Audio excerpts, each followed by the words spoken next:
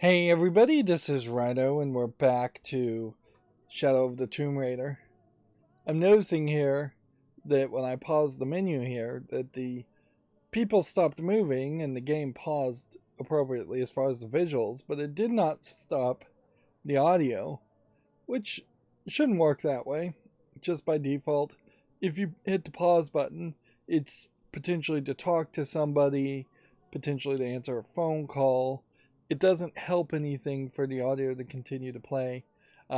Maybe somebody's trying to break into your house and you need to listen. Maybe there's a dog that needs to go out. Things like that. It just...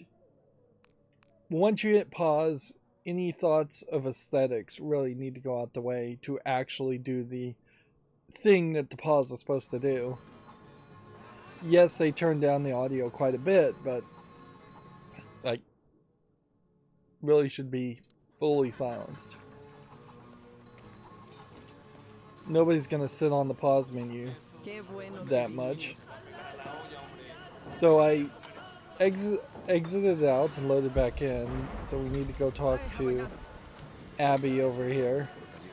And this is going to be probably the last quest we do in the mission of San Juan.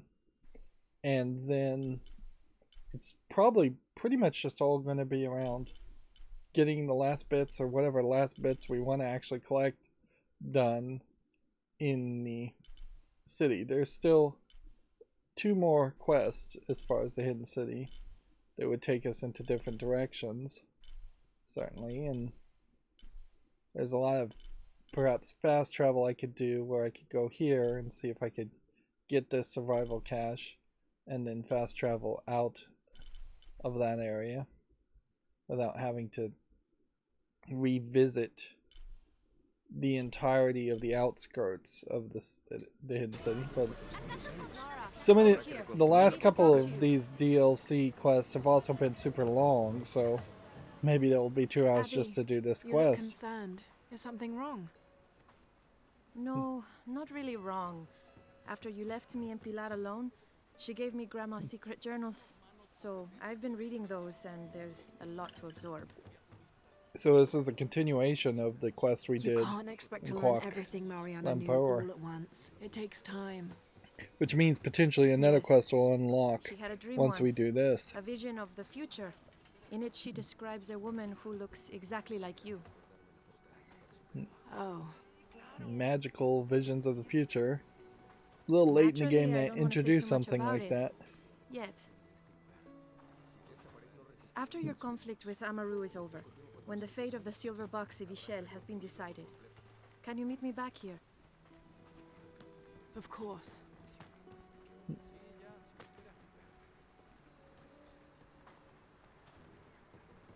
So there's straight up just a cutscene conversation that they recorded telling you can't do that part. Alright, well then that is going to solve that problem fairly quickly and easily. We now just then, I guess, will fast travel. Well, we have to run first. And I'll have to put on the Serpent Guard outfit at some point. It's probably not really that beneficial to keep on the outfit I have now anyways. But it is kind of banging on the head of just how useless this dress-up system really is, in that so much of it really does come down to needing to wear this outfit when in the hidden city. If anything, maybe it's more of a case that the game really had more plans for you to run around after the main story happens. And it's only a slight spoiler when you look at this sunset solar eclipse part that at some point in the last act of the game, we will have a solar eclipse of some sort. Alright.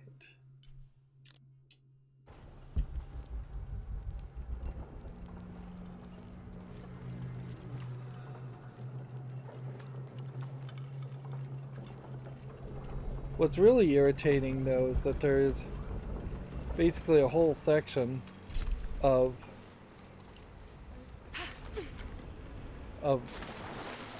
some of those other DLC areas, DLC challenge tombs that I seemingly just skipped over. It's interesting, there's a current here.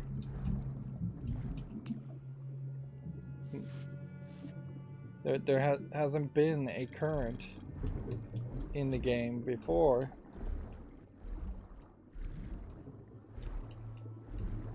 Yeah, I'm struggling to get to the surface.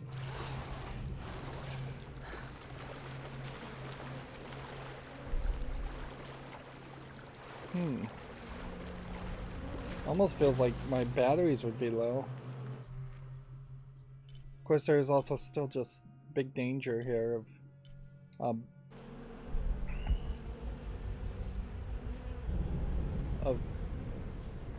me missing something that's just not marked. My batteries cannot be low, by the way, just for reference, because the controller is plugged in and maybe has batteries in it, but it's not using them.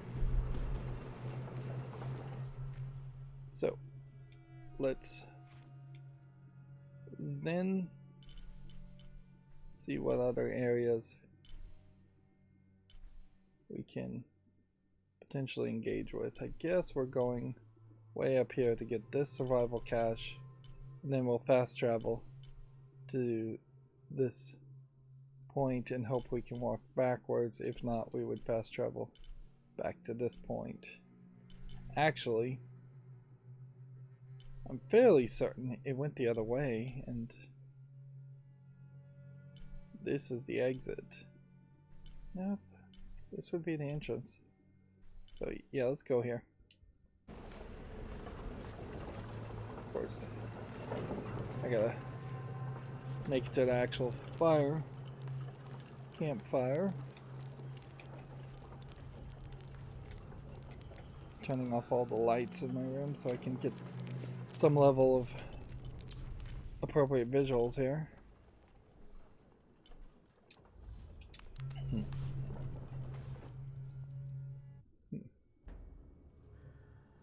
There is definitely a problem in video games if you can't play it in a comfortably lit room. Like, I'm not gonna blame anybody for not accommodating be accommodating enough in their game development that well, this is gonna be crazy.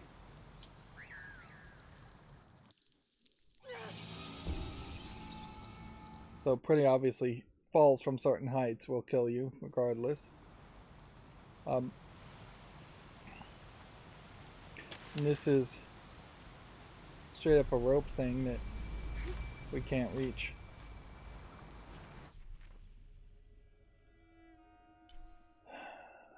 Before I fast travel, let's just make sure that this doesn't just weave around into a downward path. What was that? It had the investigate magnifier on it.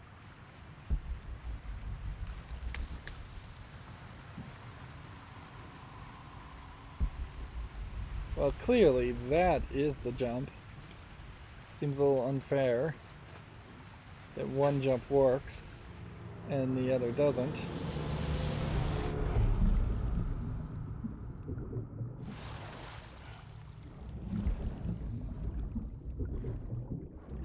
So I feel like this was an area we tried to search out pretty well.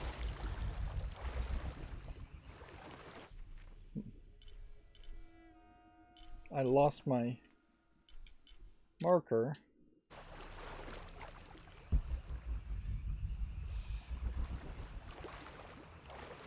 Okay, we can see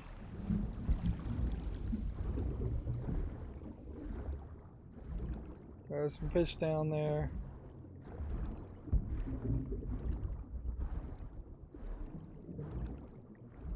There's just kind of no way you would ever find this stuff, though. And weirdly, there is like a treasure here I did see and collect earlier, by the looks of it. Or maybe I didn't collect anything in that open treasure chest, and instead the treasure chest was supposed to be an indicator of where to search. But that wouldn't make a lot of sense because there's just so many other things I would have searched around that area that you almost certainly would have just assumed that you'd already searched an area.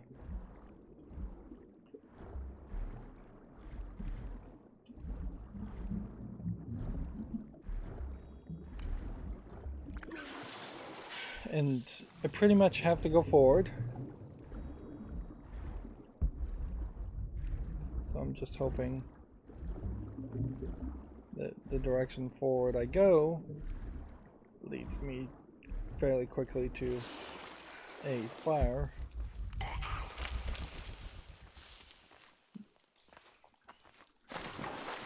This was all the nonsense pygmy guys making noise.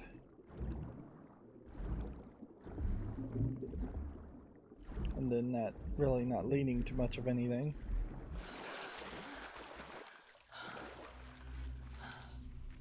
Right. So we are going in the right direction. We also skipped by several other things. If we've missed something, we'll never know, or we are unlikely to know.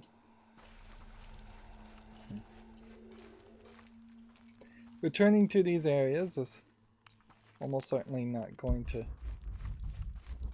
do much for us. I believe this would have been the shotgun area.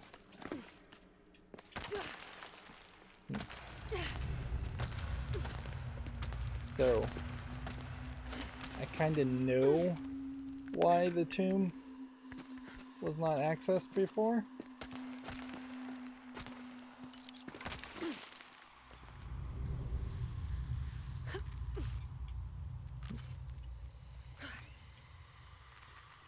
I haven't seen the grapple repel thing happen, glitch out, since I fixed the RAM in my computer, the RAM speed being overclocked too much for what the CPU or motherboard could handle. Which, wow, I guess that might just mean that there is a ridiculous amount of processing power going into grappling. That being said, this game has far from been bug-free. It's been far from bug-free, if I can say that correctly. Am I going the correct direction for a tomb? I think so, since we got the symbol. And in all fairness, the grapple, jump and grapple shot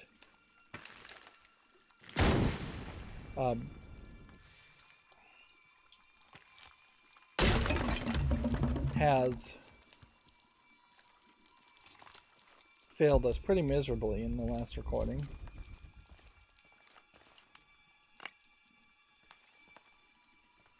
Okay. So I guess this is a shortcut if you wanted to go back around, but it would have been a shortcut that you could have only gone back around with if you had the shotgun. And so there's still, I think, an aspect here that I'm not understanding, not seeing as to how I would have gotten where I was.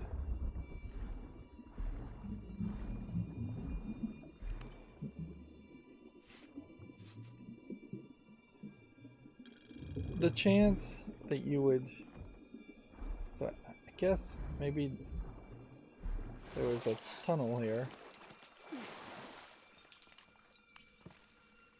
The chance though that you would just come across this, I think is pretty low, and this may be a one-way barrier.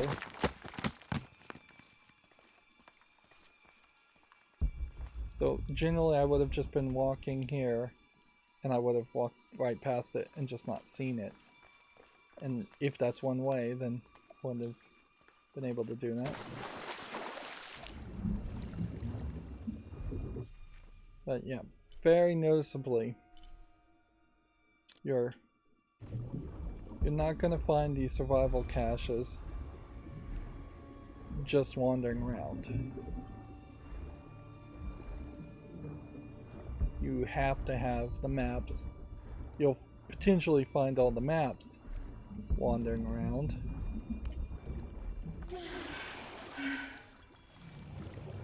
Looks like this might be a danger area.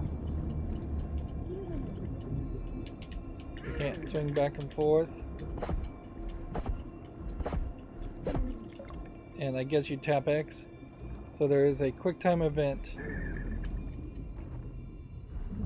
around killing those eels.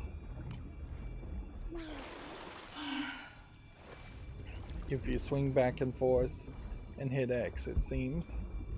Maybe you don't even have to really swing back and forth so much as just hit X. Hold X if you've got the accessibility should work, although in that case I did tap it.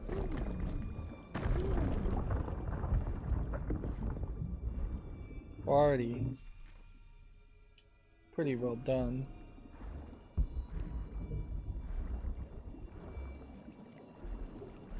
This is weird that this is continuously pointing me in a different way from what looks like the right direction.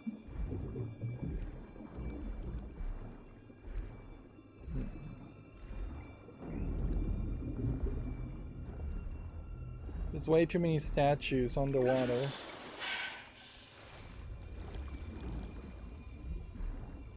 It kind of feels like if you were going to go this route, you should at some point be able to drain the water.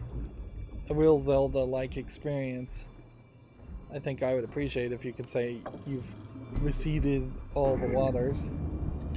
Alright, so I'm going to hit X left and right, back and forth until this happens, and then I'm going to hold X down and it's going to work.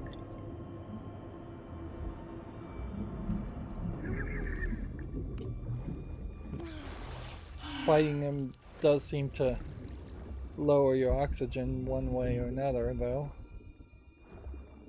We are not trying to look at trapped air prompts, we're trying to determine if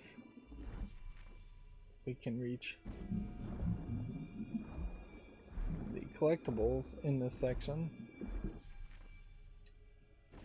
Like everything here seems to indicate that the collectibles would be here. But I'm gonna have to assume that it's all higher up. It isn't a case of potentially two things on different levels.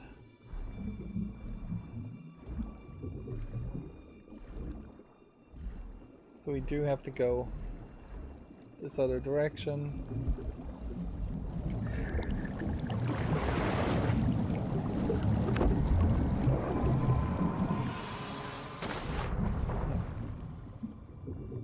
So there we have a case of the current pushing us in a different direction.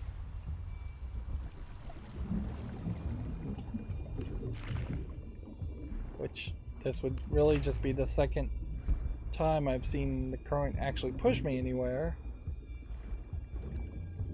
So obviously it's an idea that was implemented in this area.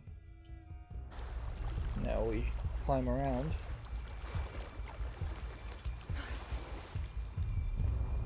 Just make sure that there's only one path back up. It looks like that's the case, and make sure we haven't missed anything. Like where we're standing is off the map, so it would be a little weird. Craggy wall, not looking very craggy, instead looking very moss covered.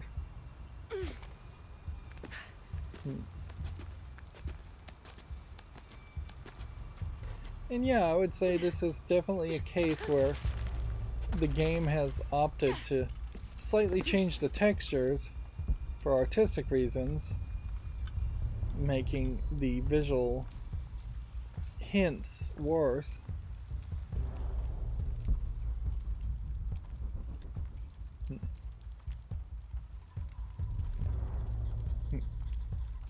Drumming music is interesting, I suppose.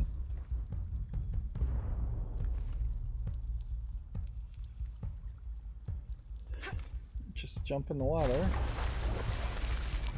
That finds a new base camp in a collapsed temple.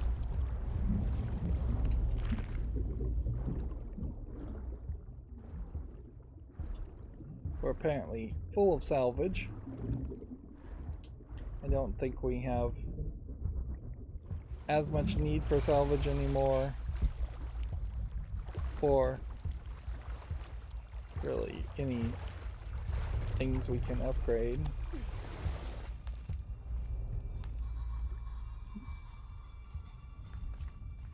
It looks like there's another path over that way.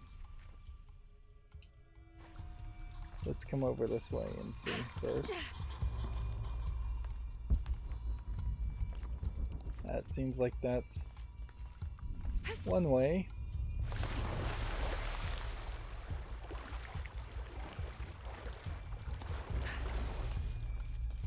This could be the way out. This could be the way out. Okay, good to know.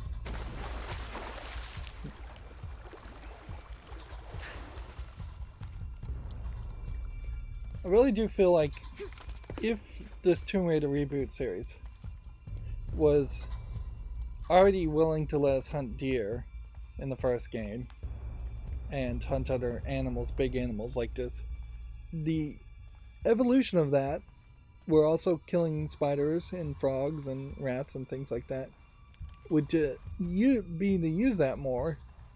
And it's just a lot of places around here There must have been an incredible battle here. where you could have stretched stretched reality a little bit and had like vampire bats that would come down at you, or have the flies do something, or just have the pygmy monster need to find characters. a way through this barricade. Something where so you have more encounters, more probably non-human This seems to be encounters. some kind of primitive sculpture of a human. Seems like we're just going to continue to collect more of these Need to find a way dolls. through this barricade. I wouldn't be surprised if the dolls are actually the indicator that you've collected. No, everything should be unique. I don't have enough space for that. Need to find a way through this barricade. So this is a whole tutorial thing. But I'm looking for the caches.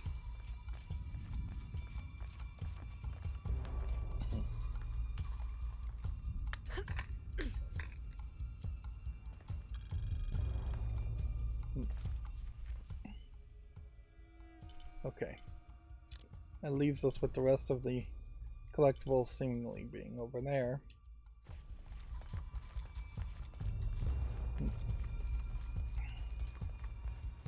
Seems to me.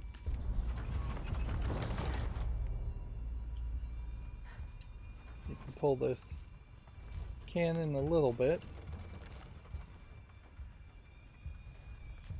And then probably push this out of the way. Are we going to actually fire a cannon? That would be interesting.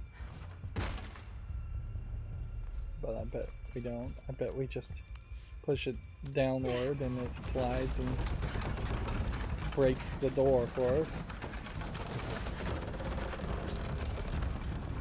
I guess at some level this is implying that they had cannons set up to defend this temple, and some of the conquistadors had actually secured the temple with cannons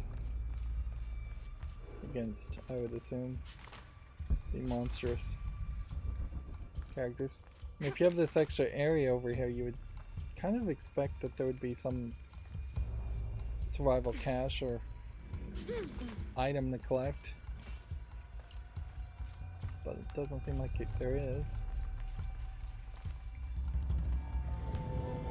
A Spanish galleon. How did it get inside this cavern? Far too often in games we find this, where you have these ancient Spanish ships hidden in caves, which I guess at a certain level, how else are you going to explain that in a really old Spanish galleon would have survived all this time without being already discovered or taken apart for resources? Either it's going to be in a cave or it's going to be flooded at the bottom of the ocean.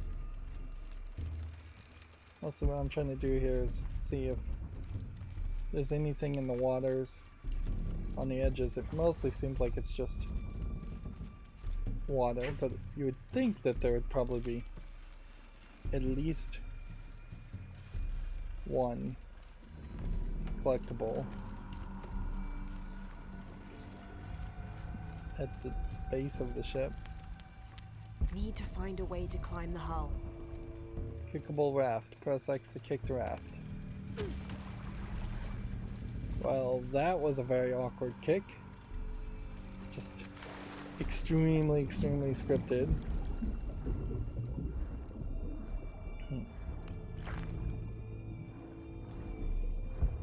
It definitely doesn't feel like it's just the regular team that's in charge of making these tombs, because they're just not on the same page, as it were, with the rest of the development of the game.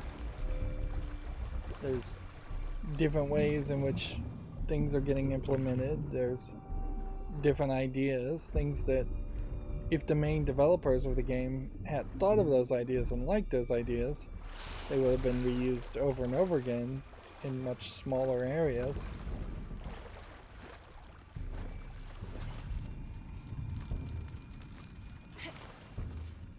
So it doesn't seem like there actually is anything.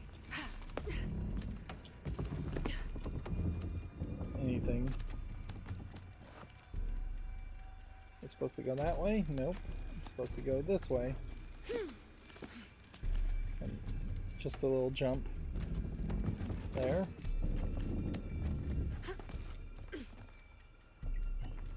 So let's say you wanted to introduce zombies. Now would be a great time for zombie pirates to appear. But then you'd need zombies in the rest of the game. Let's say you wanted to just have the pygmy warrior characters show up. This would be a good point for them to show up and fight you. Need to find a way to break through the deck. At the very least, you'd think maybe Trinity would show up here. So we want to get through that point. Break through the deck. We're probably going to swing that.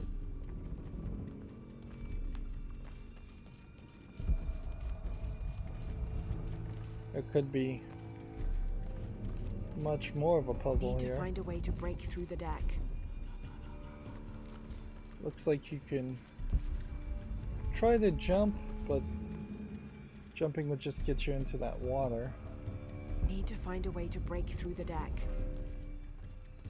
And yeah, if you were really lost here, I don't think getting the same hints over and over again is gonna be super helpful. Need to find a way to break through the deck. If anything, this highlights how your survival instinct mode really needs to breadcrumb trail you a lot more and just have a marker in the distance.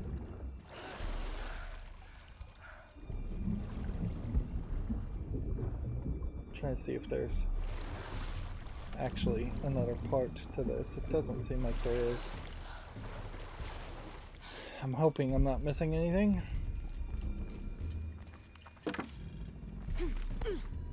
But I know I am missing some things. Yeah, a lesser game potentially would have the effigies just be the indicator that you've collected everything else. But if that were the case, that would mean the items you were picking up as collectibles were randomly placed in chests, and that clearly can't really be the case because the items we're finding are kind of storyline wise connected to the area you're in. Alright.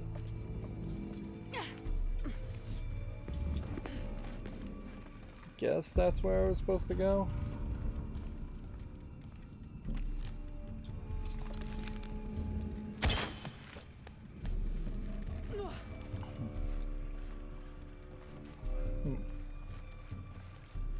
Well, I guess we're just gonna have to figure out what this does. Damn, it won't budge. Need to reach that crate. There's a golden piece there.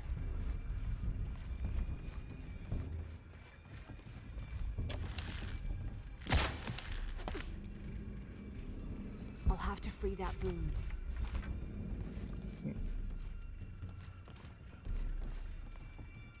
I have no idea what I'm supposed to be doing, but let's just go back.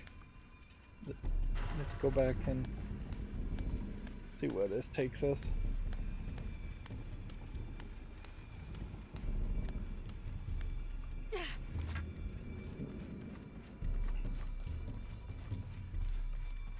Feels like the camera's a little in a bad position. It's a little too zoomed in, it's a little too low.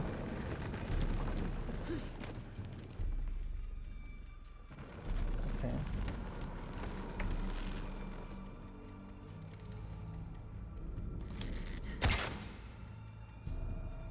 Got a ton of bats. Let's ask this question. If I was to just shoot a bunch of bats and with a shotgun, could I have to free that room. Actually hit it? Doesn't seem like that's the case.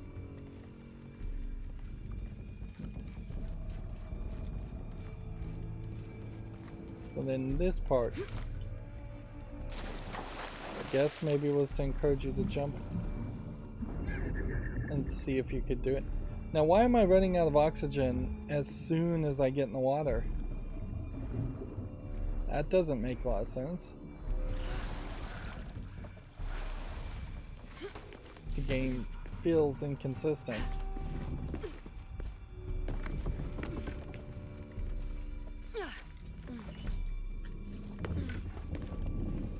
This is another great point where the swashbuckling adventures one could potentially have, jumping around and platforming, could be very interesting, but your movement technology is just not optimized enough for that to really work.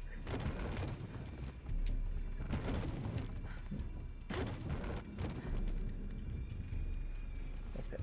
Need to reach that crate. You need to get over there.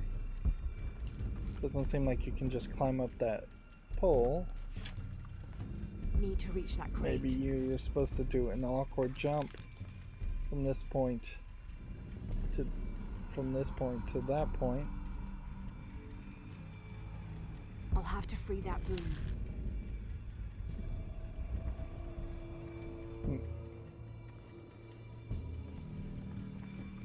It doesn't really look like I can go anywhere else.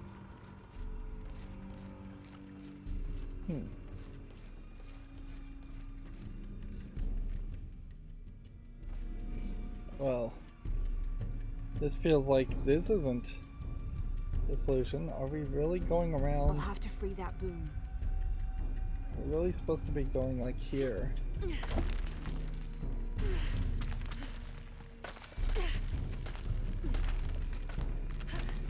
I would have never thought it was right to leave. To free that boom. To leave the ship and come back.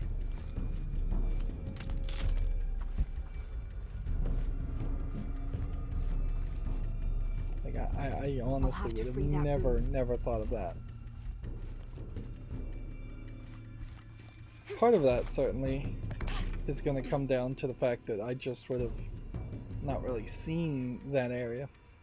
There needed to be a giant skull or something that would have drawn your attention considerably more, both in this spot that's barely lit up and this part that's not even lit up at all.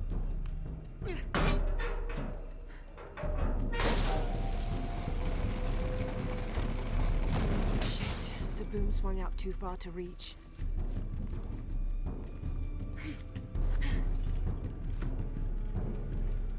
I assume that was what I was supposed to do. And there you have a giant skull, but it's too high up and in the wrong place.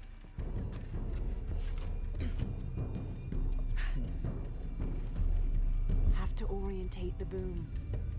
So we're getting to what seem like dizzying heights, and I cannot tell if I'm supposed to jump up here, which is what it looks like I'm supposed to do. Have to orientate the boom. All full up. Can't carry anymore.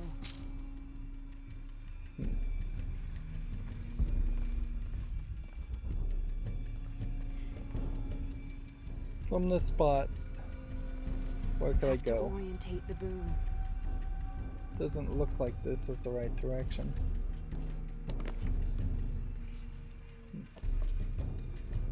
There's also some weirdness certainly around this, that they're making this feel like you're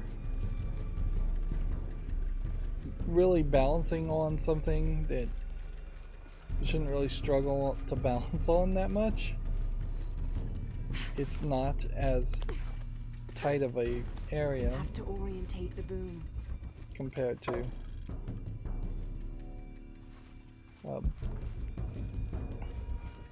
other platforms.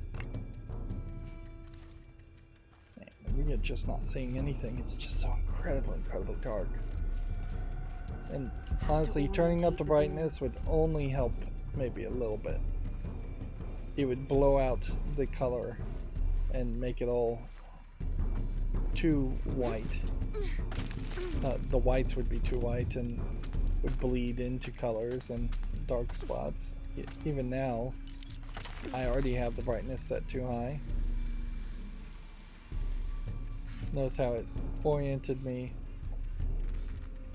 in the general direction they wanted me to go. That being said, this does feel like a fairly wonky swing. Have to orientate the boom. Okay.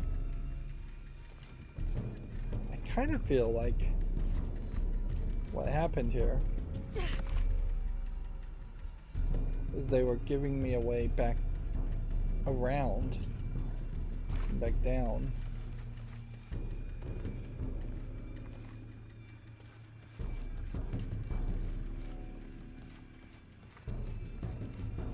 Just to reach this point.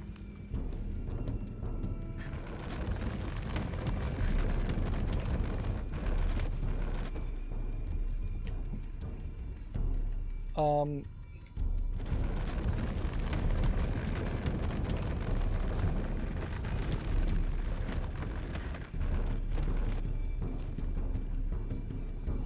was expecting to push the other direction. You almost never have to pull backwards in a video game. So that felt weird. Whatever.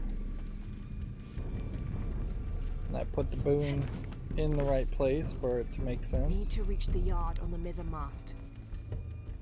Now, on one side, it looks like you were supposed to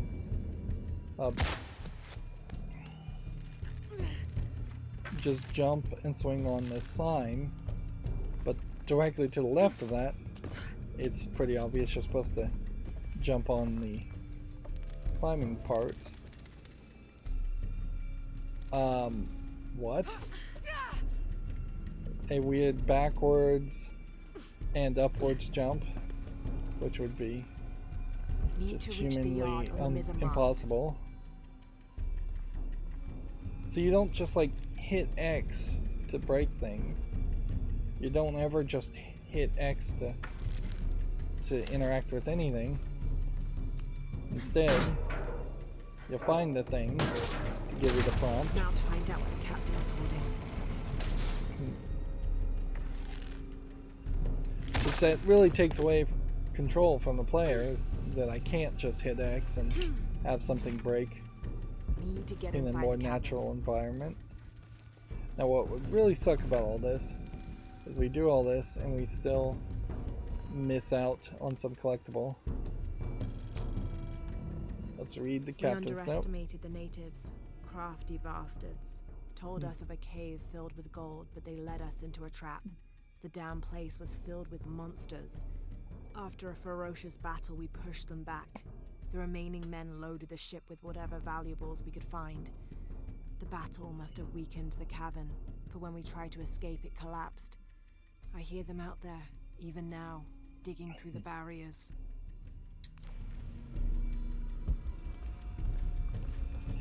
So, some more gold on the side of each of these final areas. We do have a relic which is lower, and I'm assuming another relic that's lower.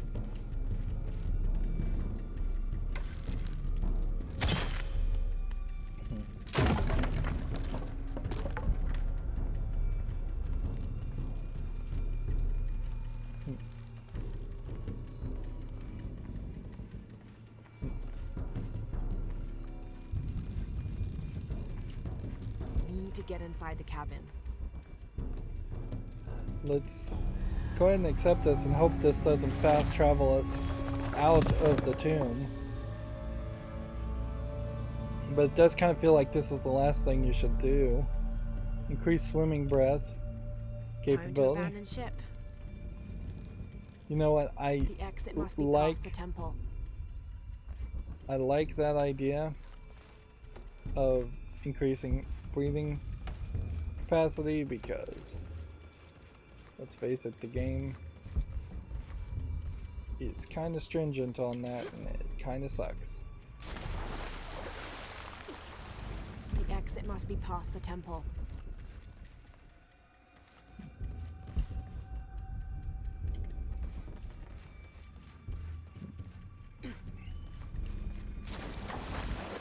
But you really still are in the same situation where it's a quality of life improvement.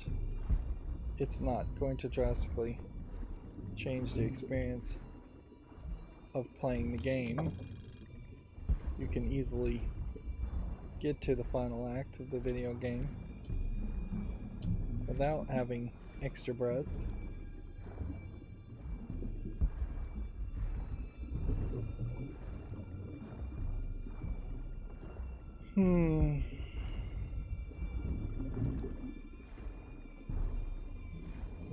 It would look like you could maybe squeeze under here, but it doesn't seem to be the case. Can't squeeze here. notice I was able to swim quite a bit before the birth happened again. Let's see if we can mark a survival the exit cache. must be past the temple.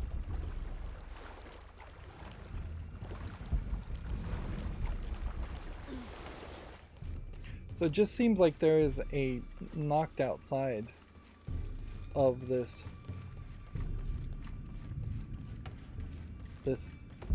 ship. Something that The exit must be past the temple. So we know that's actually over there. Good.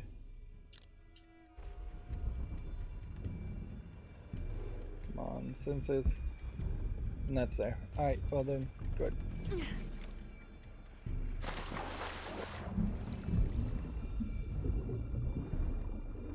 Know where to go. I figured there was something Even collectible here. Out, you can tell this is a quality weapon. It was likely manufactured in Toledo. The city was renowned for their steelwork. Come on, where's the hidden thing? The notches on the blade suggest several battles. Wish I could actually see the notches on the blades.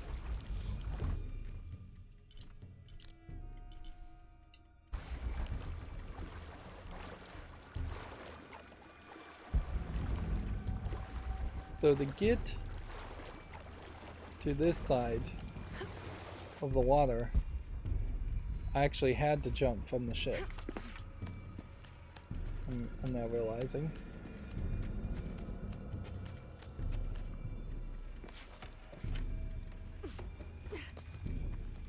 The exit must be past the temple. To get to this part, potentially need to jump over that section. Next to the anchor.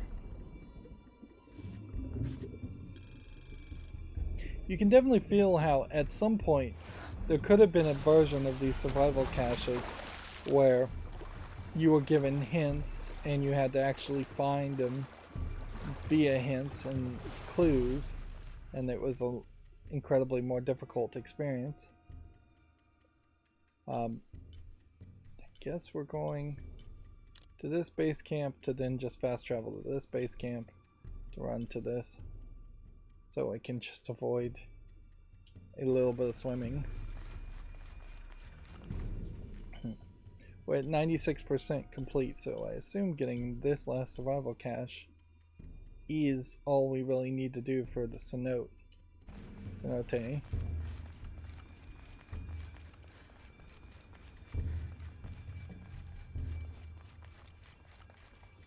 You would half expect the game to just fast travel you out of an area like this, but perhaps it knew that I was still looking for collectibles and chose not to. I don't think the game is actually that smart, however. All full up. Can't carry anymore. So the question is, how did we enter this room? Through a crack in the wall. That was slightly to the left, so very easy to miss. And all the sound effects and all the noise don't mean anything.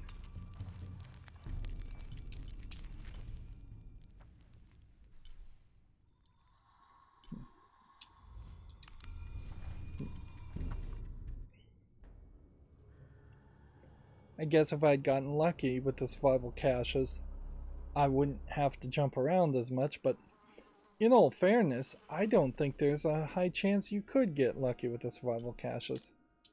It's just you would have to always be looking at the ground while playing. That just doesn't feel realistic to what was going to happen. Now, we went through this area the first time and we did fight the pygmy monster characters. Are we gonna fight him again in another encounter? I suspect not.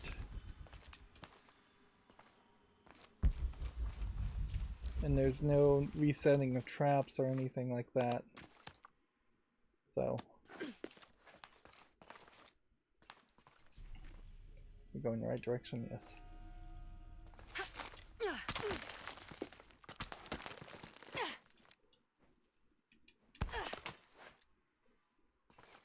That was an unnecessary grapple point, I guess.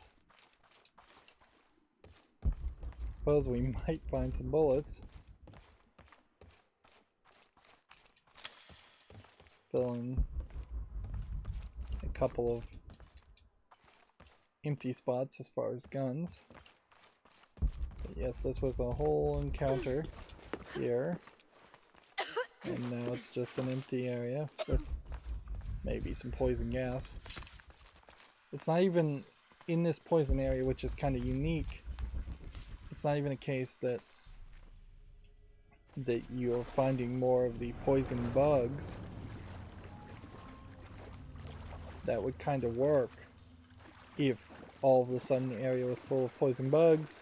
It would also certainly work if the poison bugs could overwhelm you and like maybe bite you and change your visuals, or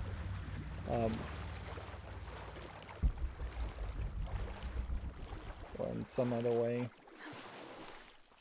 do small amounts of damage to you. We still have a little bit to go.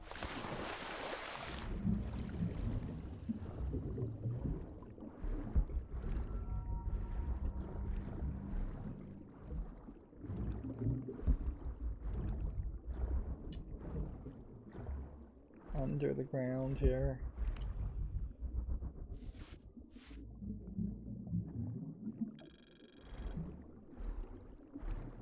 Right.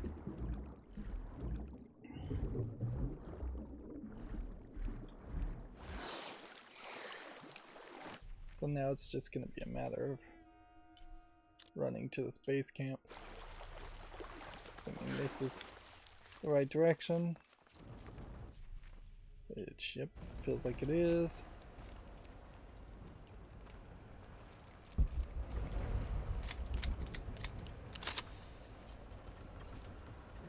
I guess it might be a case where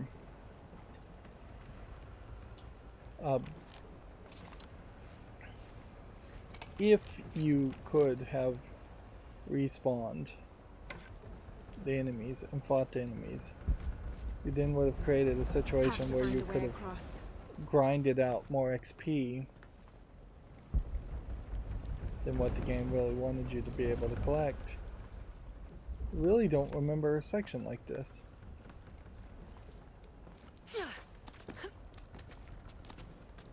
I must have just, you know, worked my way through this. Oh no. Oh, this might be one of those sections.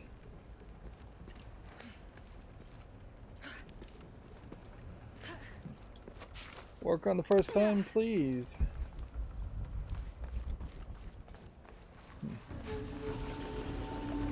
Yeah, that could have been really annoying as we're backtracking.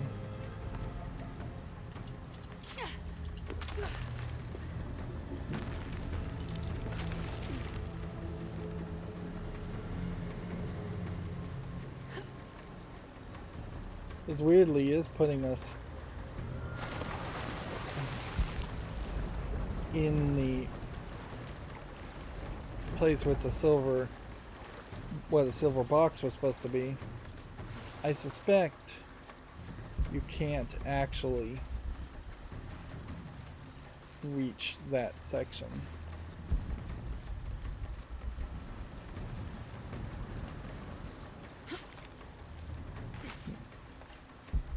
That would be my guess. And that this is one of the areas where they've probably blocked it off.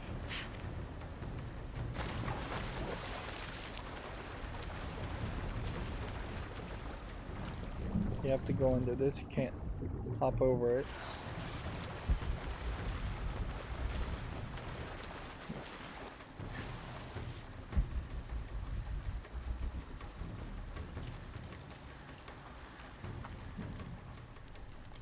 Alright, before we fast travel then, I guess the question should be asked.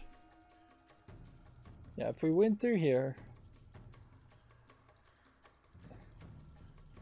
we're missing a lot of, we're skipping a lot of the sections certainly, but I don't know if we're skipping anything of real importance.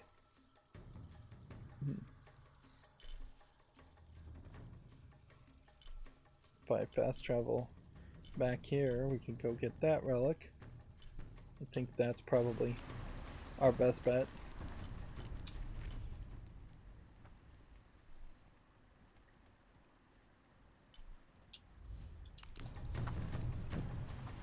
Trying to just get all the collectibles on the outskirts. Now, it is possible that there is a quest that would take us to the outskirts, and it's possible that there was a quest that would have taken us to the C note. Cenote.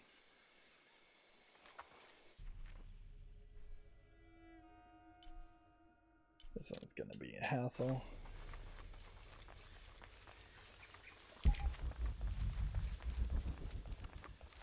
At the very least, if not in tombs, why not in hunting grounds?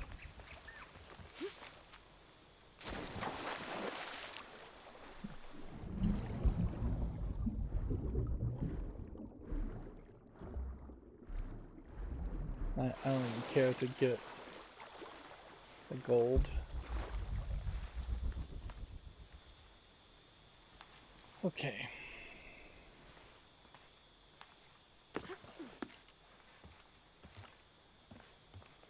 The way to get up there, I think, is through here.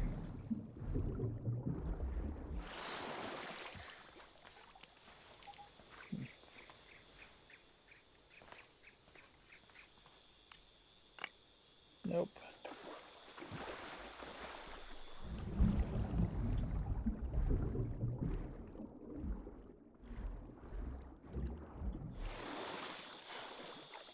Is it over here? You see, there's a path up there.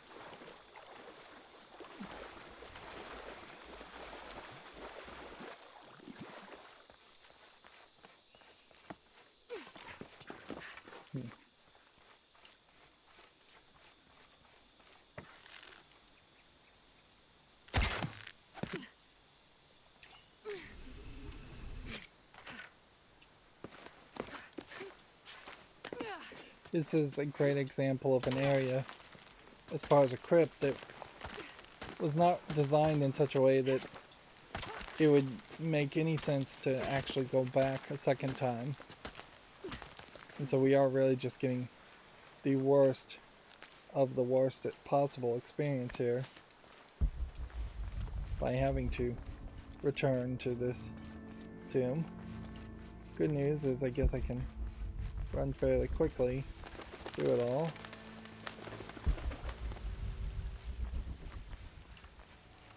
Since the doors are open and everything.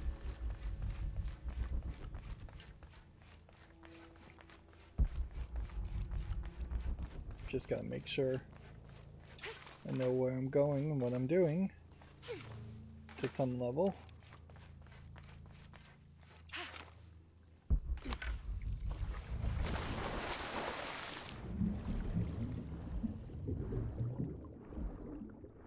Guess I am now under the water, so I can breathe a little bit better. The mask she has is pretty grotesque. I think it's worth mentioning that too.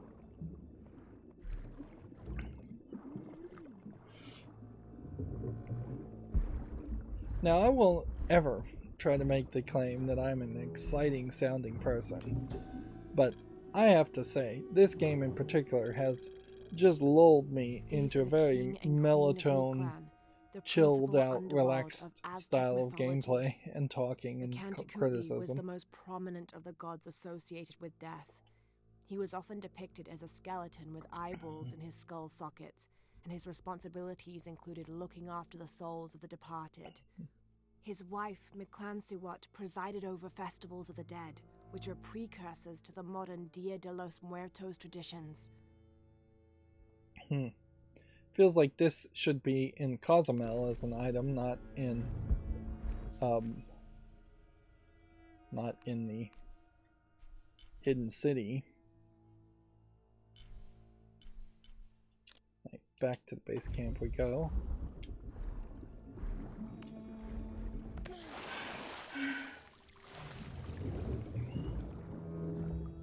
But yeah, this game is, even if you don't want to call it boring, it is not varied in its actions, which I guess technically would be just calling it boring. Just like the same things over and over again. And as a critic, saying the same things over and over again is not something I would like to do. I guess maybe that's a one-way dead end.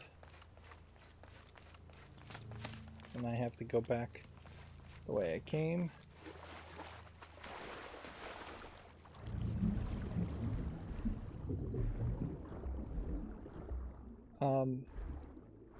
Which I guess is this way?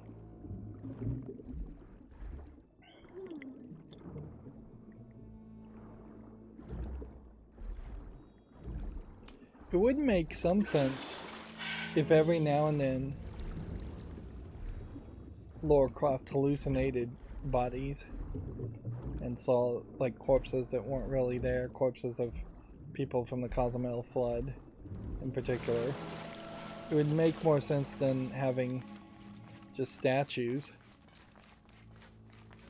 because swimming past a statue is not scary. Swimming past a hallucination of a corpse that might grab you or give you a jump scare would be scarier.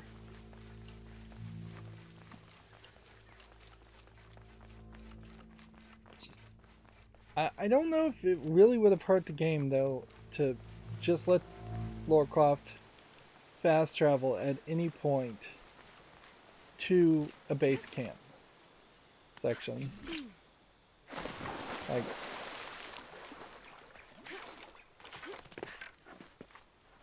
I don't know if that would actually have hurt the gameplay in any way at all. If I could have said, alright, I've collected this collectible, now I can fast travel to a base camp, maybe only the closest base camp, or a random base camp even. I definitely would appreciate any small help the game would be willing to give me as far as just speeding up this incredibly grindy process of collecting all the collectibles, which in all fairness I should be doing the side quest, and I've instead gotten distracted and done side quest collectibles. I've been looking at collectibles, which is not what I was really going for. Alright, so I'm gonna just fast travel into the fishing district, right into the heart of the city. I'm gonna try and start the side quest on the left. The question to ask also is just how much percentage wise have we gotten? 80% here has been done in the hidden city, which overall has us at 88%. Although weirdly we did miss one cache here, and we have nothing on the map really showing us where that cache is.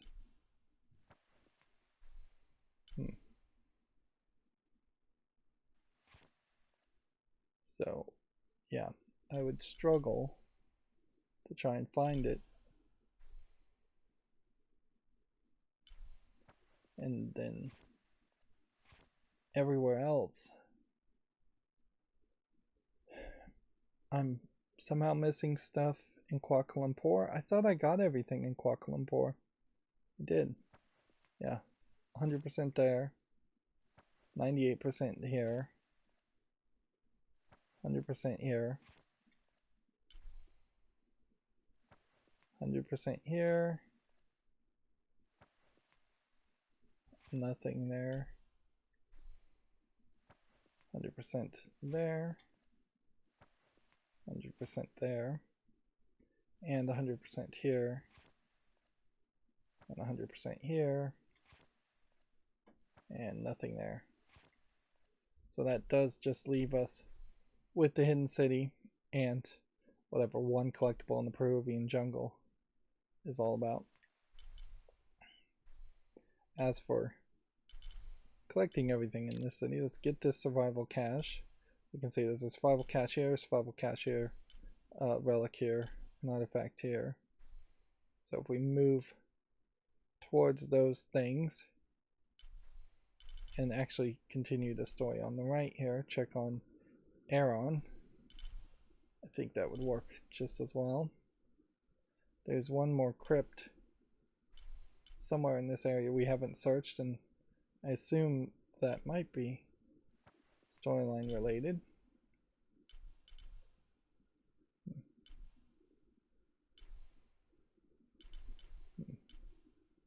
But also if I go through here and work my way around, there's a ton of collectibles over here too. So how fast can we accomplish everything?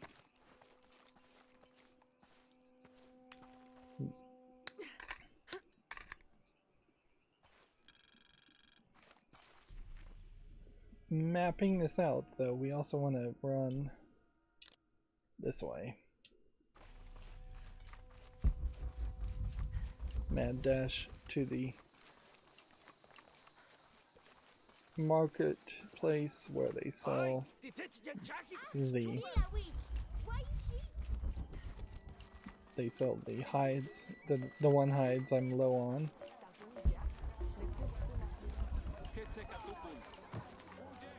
It does seem like they never really increased the amount of people at the marketplace. It would have kind of made some sense if there was actually some kind of system around that. Very good. Let's see. The gods favor I really don't have anything else to do with money, so very good. Filling out my entire inventory is kind of fine. Here you go. Very good. I have like 8,000 gold, and I don't suspect I will actually find a way to purchase anything else. Not unless there is a new merchant that shows up. Which I guess that's possible. There might be one more merchant, and with one more merchant there might be one more set of guns. It's not super crazy to even think that there might be like super powerful guns that are like one-shot kill. I don't think that changes the game much if that were the case though. Right now guns kill pretty well. They're not amazingly good. Still getting that visual glitch.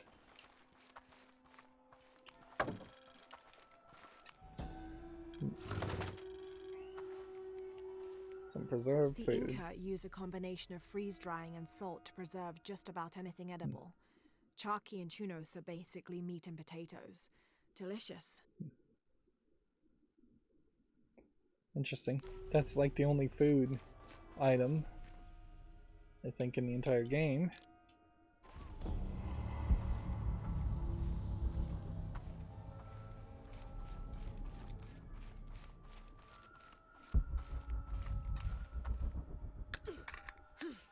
as we find more collectibles, we're also finishing the stories out.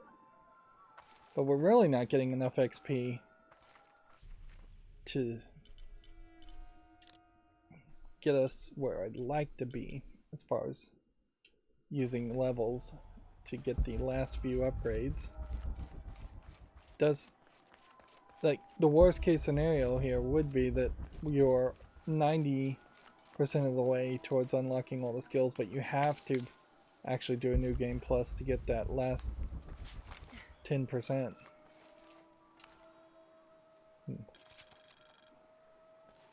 30th of November, 1603. With a local man as a guide, Lopez, the soldiers, and I set out from the city before first light. Just as well, as a terrible flu began to spread through the population. Lopez is convinced his artifact does not lie in the city itself, but somewhere just outside. I asked if it was not somewhat hypocritical to enlist the help of those loathsome people. Do not loathe them, he said, any more than you would these molosses. They are all creations of the Lord our God, as are we. I told him I was stunned to hear him speak in this fashion, but he took my hands and we prayed. The energy of his faith ran from him to me, until I felt the chains of doubt fall from my heart. So it does seem like there is some actual religious belief, at least amongst Lopez. So like Lore's notebook is at 90% now, and considerably, wow, it's kind of a large amount of things we still haven't found collectibles for, though.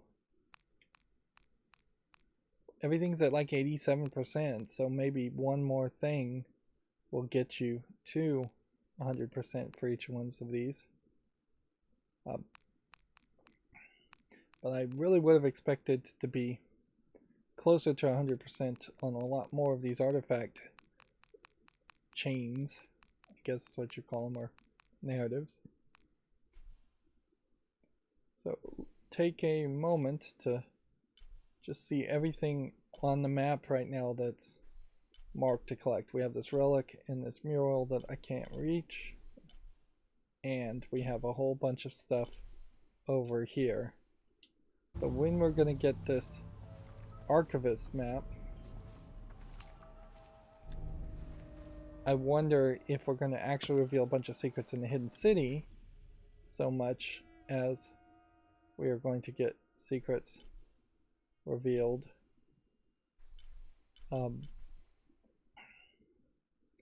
in other places around the map. Like the obvious thing to check would be to come over to the Peruvian jungle and see if there is now a survival cache marked somewhere in the Peruvian jungle. Doesn't seem like there is. So I see a new survival cache here. It's too far to run back and get. And fortunately it seems like I didn't miss anything, or there isn't anything new over there. It seems like this is all the same collectibles. There's like a survival cache here. So very possibly it did only reveal 2 more survival caches. Right.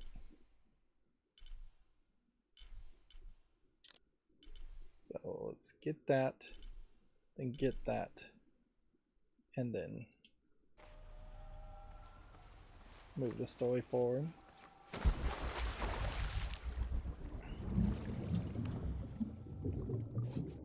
Again, it just feels very, very unlikely that you would be able to find these outside on their own, outside of being marked on the map by the archivist maps, which at a certain level, if the archivist map can point to it, why was the artifact not just collected in the first place?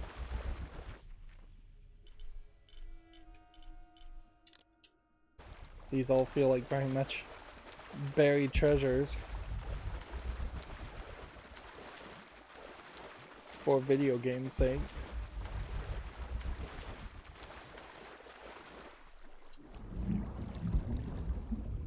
I guess maybe it's believable that in a society that doesn't have like banks, reinforced walls of sorts that you can secure and hide objects in, burying things makes some sense then.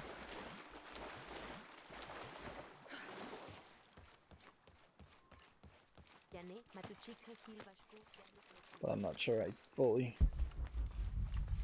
buy it.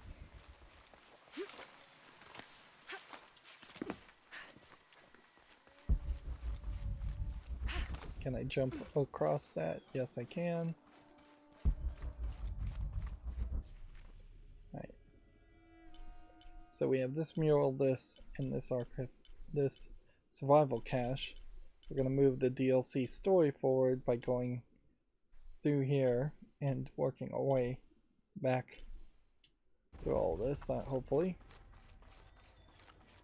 There's still way too many people that simply are just not important. You're just not interacting with them. So now it wants me to go over here. They let me walk in because I have the right outfit on. And let me just squeeze past them. Feels like that's supposed to be some kind of secret or spooky section. Or even an idea of stealth. Some of our brave warriors have just won the day in the name of Kukulkan. I think they deserve a blessing. I feel like this guard is being used. Of course, yes. Wonderful. Over and over They again. will be honored. And very possibly the face of that guard is actually the face of the father that we killed.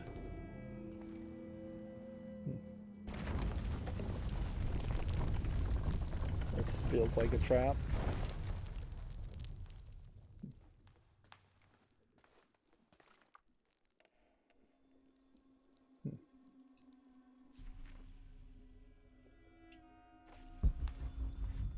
Okay. Here's an interesting spot here. Now that we have lanterns that are lighting up an area like this, notice how these are very small areas because ray tracing really could not be powerful enough to reflect these rays of fire against the walls and then bounce the rays further and further in long distances. You can get it to work, but you have to diminish the effect every time a ray of light bounces fairly quickly. But gameplays wise, there's plenty of dark places throughout the game where a lantern like this would have been very helpful. And noticeably, we only see these lanterns in the DLC section.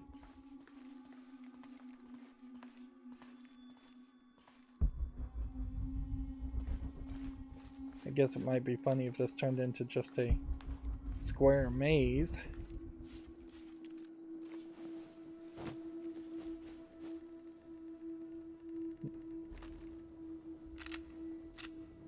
We're getting a whole cutscene where she pulls out her guns. Is that to indicate that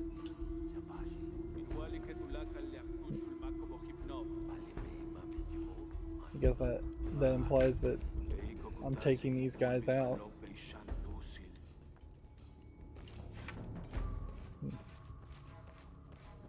So my blessing is to kill them all. And again, they're speaking their native tongue, so we have to pay attention to that.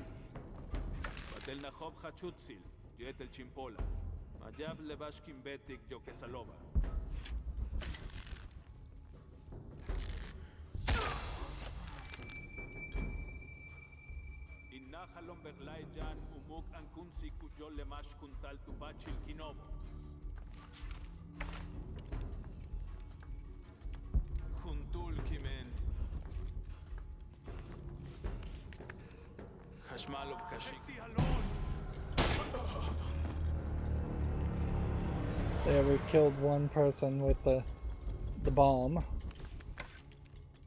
too, so we now know that the bomb only has a certain level of explosiveness to it. I don't know if there's really going to be any like items or collectibles around here. It may very well just be a small amount of smoke bomb generating material. I do have all my guns seemingly equipable if necessary.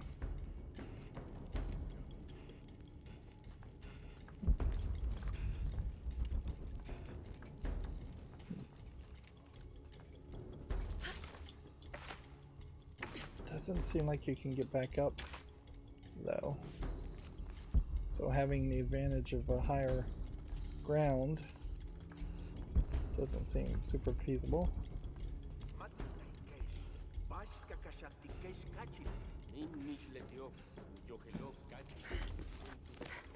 Well, then you can go here though to gain higher ground. Then that's just gonna put me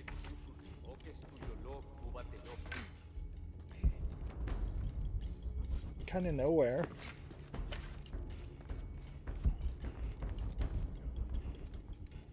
Maybe the idea was you could have jumped from that point to this point, and then eventually you just get forced down to this spot. I think that's the idea. What we don't have here is like perches. So what do I want to use?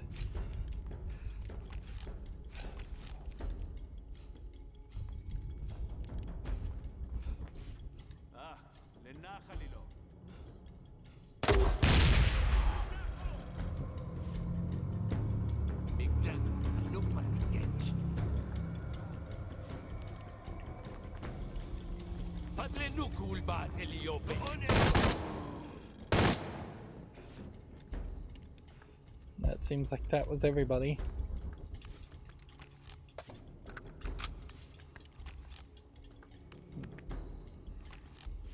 That was not what I was meaning to do. I was trying to make a bullet.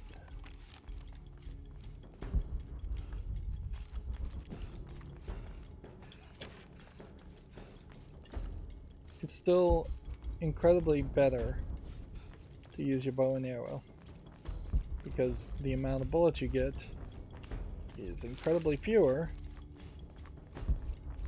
and it makes a lot of sense that these characters, whether they are Trinity in disguise or not, would not have bullets and would not have guns, so you wouldn't have ever been able to replenish your bullets. I don't see many other options though. Had I come in over here and snuck like back here, maybe I could have stealth killed somebody, then maybe I could have gotten up here, but from that high vantage point I don't think you can like target two people and shoot the arrows much better than you could just throw a grenade at them.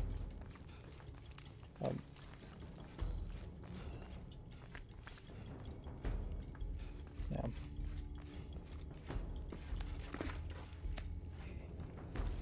It still definitely feels like these are not thought out, not well thought out concepts.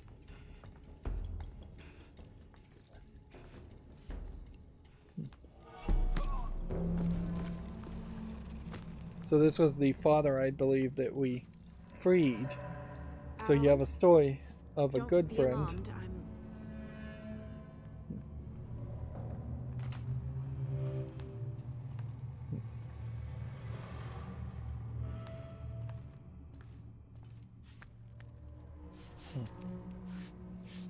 So you have one DLC story of a father that tries to sacrifice their daughter, These symbols don't make any sense. It's almost like code or... And then there's another story of a good father that seems at least slightly good.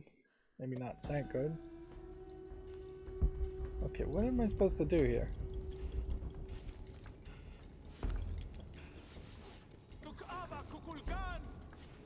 Yeah.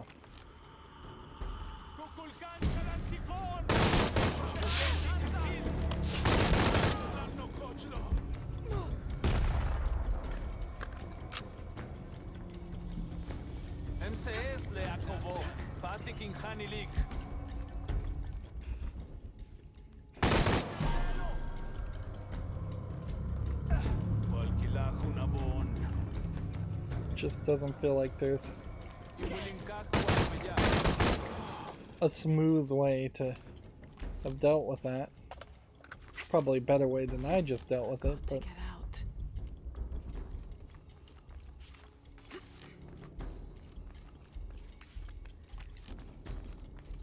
if anything, it would kind of make sense.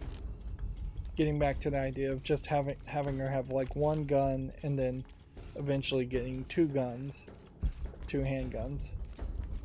It would make a lot of sense that these kinds of enemies would be particularly susceptible to being shot in the head with a handgun because they wouldn't be very armored. And then two guns help you potentially take on Trinity that would be heavily armored. And animals being shot with a gun would almost certainly be overkill and a waste of bullets.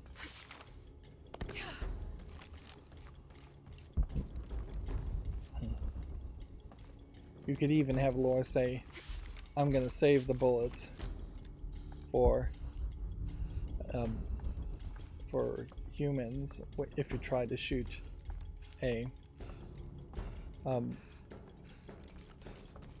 shoot an animal with a handgun. But it also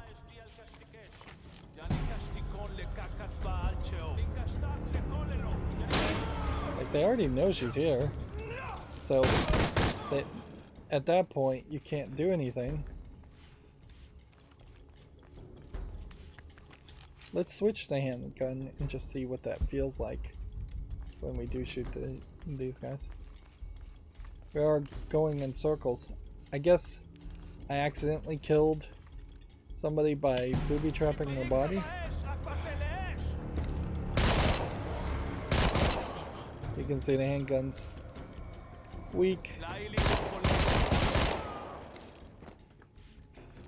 Not really what you'd want. Shotgun would be your next option.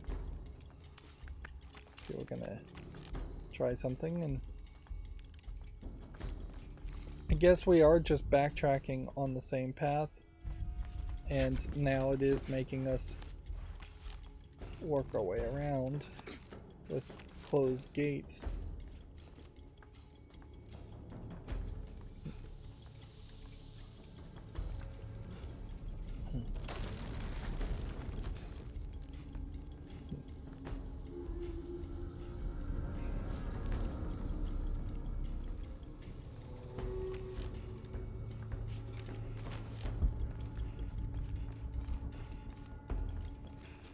So I guess that means this way is no good as the exit, which is fine. Is this going to lead to us doing a crypt even? I doubt it would lead to a challenge tomb. Or is it even going to lead us to a larger encounter? I wouldn't be surprised if that's kind of it. I'm looking all around with the senses, but my concern certainly is that there might be a survival cache, and I would need the map to find it.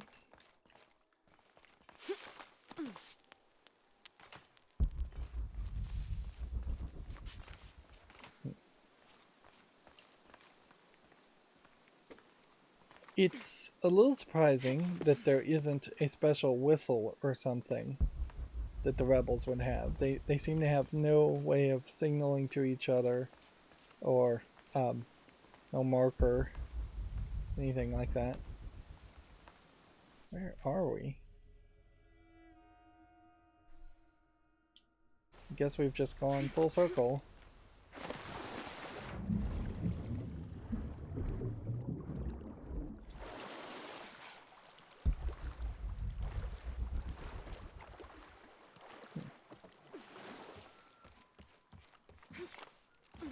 It seems weird to walk through the hidden village to move the story forward.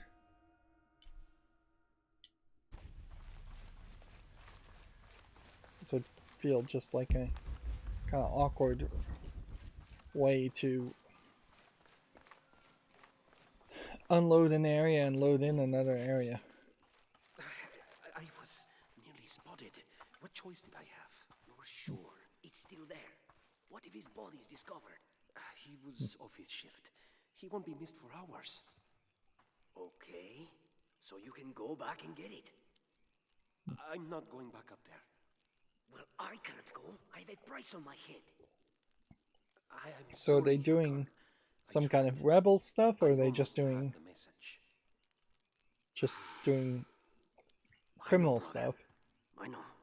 We can just sit here and listen until the whole conversation runs out of dialogue, and then we're just going to hand over the message to them. You made it out okay. Excellent. Aaron, this is the lady who broke me out of jail. Oh, it's a pleasure. So Aaron is actually a different character. I've never asked your name. It's Lara. Well, Lara, as you can see, Aaron is back safe and sound.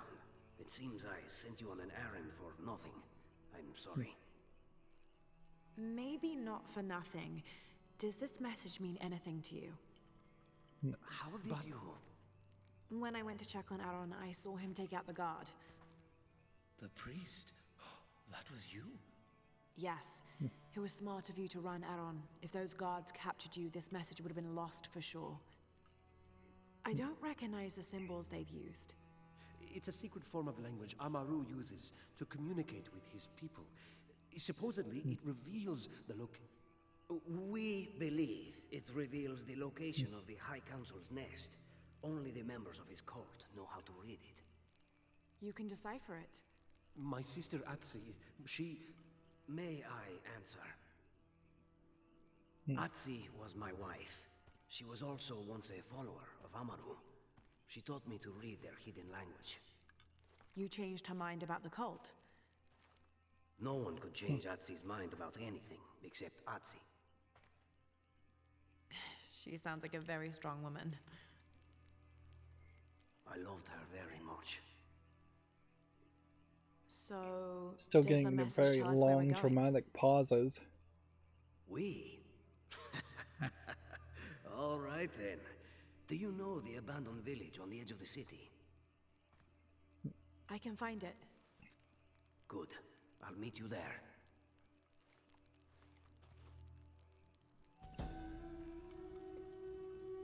So we have a decoded message. Hakan tells me it's a secret language used by Amaru and his cult to pass sensitive information. Bring whoever you can. Can you manage that? Yes.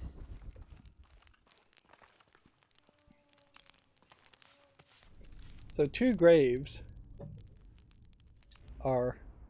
is usually the reference to if you bear grudge or something like that, if you seek vengeance, you should dig 2 graves, one for yourself and one for the other person. Yeah, we're just not getting enough points, unfortunately, to get all this done. Even if I had been a little bit more of a better player and stealth killed and gotten extra XP for stealth kills, I just don't see how the 8 extra points plus 6 points here, 14 more skill levels would actually be achieved.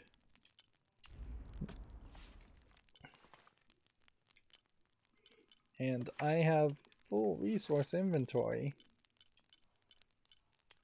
and unless I acquire a new weapon. Everything is upgraded.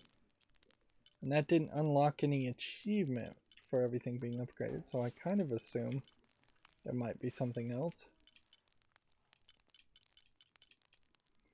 It's seems to me like we're still probably missing an outfit.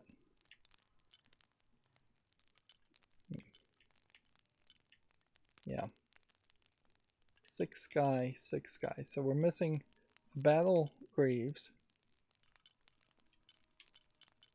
At least. But then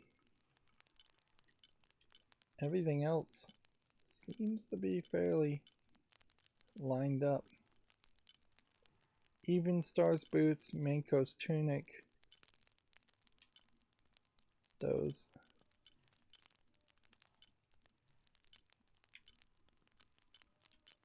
Nine Strides boots. Nine Strides harness. Evening Stars cape. So Evening Stars cape, Evening Stars boots, Manco's boots, Manco's tunic.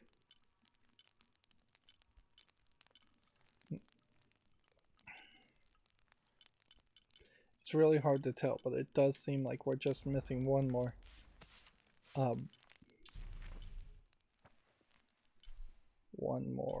outfit. So I'm going to put the side mission on pause for a second because I was hoping we were going to get in the upper city and find all the things in the upper city while we were doing that, but it didn't lead to that. Alright. 3 skeletons need to be knocked down. There's a survival cache this way. You can see it's way over there. I don't think I can quite reach that area easily, so let's not go for that one.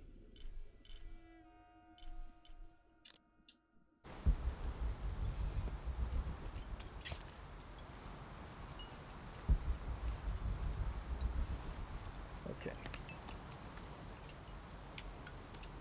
Seems to me challenge tomb nearby. We totally missed it. Okay. Alright, that's gonna work well. Then that just means this survival cache and this survival cache. We should go and try and find these, but these might actually be in the challenge tomb also.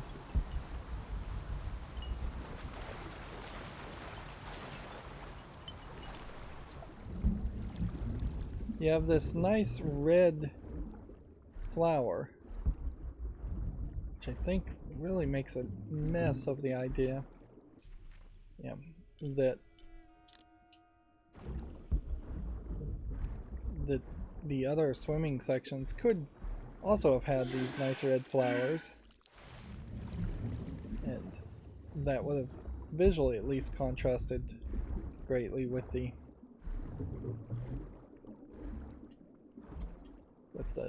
greenness that we run into everywhere else, and the brownness of the rocks.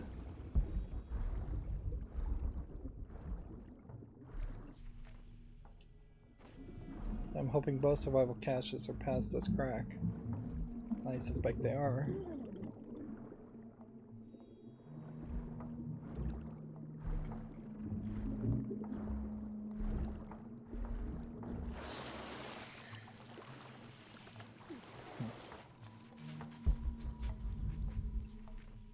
So it seems to be on this level, not above me. Let's try the other one.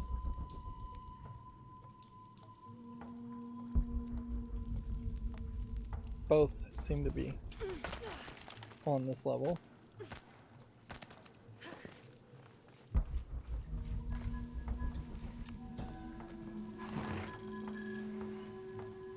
This seems to be some kind of primitive sculpture of a human. So I guess maybe it's a case that in the... Well, are we doing a DLC challenge tomb? No, we're just doing a regular challenge tomb. So just finding a bunch of those handmade dolls led to the completion of a story and a narrative. So, come on, zoom in. Man, this map is got a snap on it. Where it snaps to items that you can click on very poorly. Or it's just too aggressive on the snap.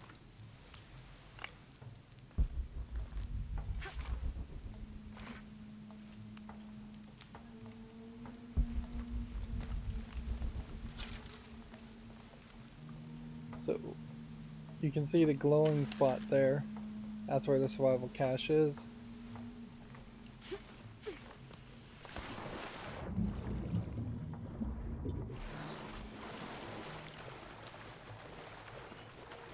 So we'll grab that now. It's probably glowing because I've highlighted it too.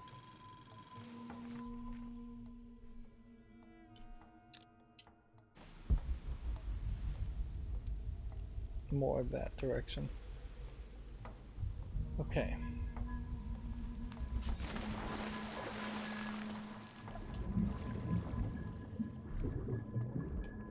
Can't get through it through the underwater passage.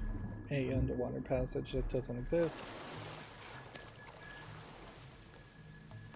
So we'll take a moment now to actually look around and see what this place is.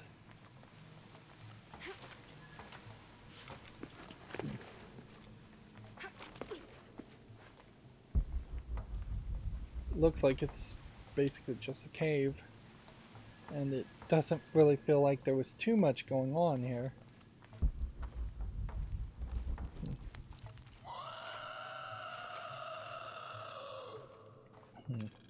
More weird noises, so maybe we'll fight some people. A city is only as strong as its crops and people. From here, we control the water, never having to rely on the Fickley rains again. So, some kind of mechanism I don't to have enough space for that. control water flow.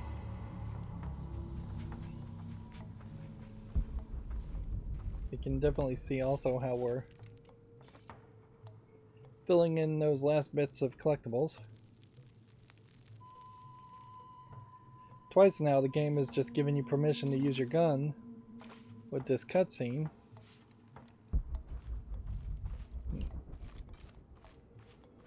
It's just not what I was really expecting.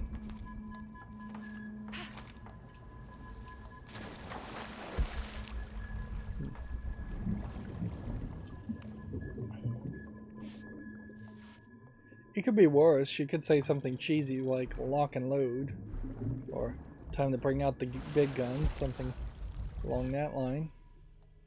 Okay, so now we're just doing the tomb. Full focus now to seeing what the challenge is and what this is all pushing us towards. It looks to me like it's a big mechanism. A working Maya aqueduct. Might be able to climb up there.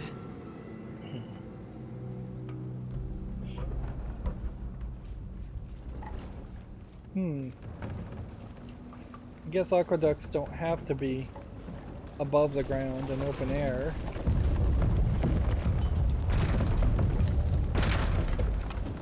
I have no idea what that just did.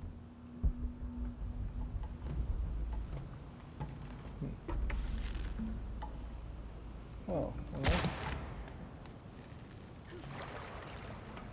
Seems like that flooded the room. Missed something.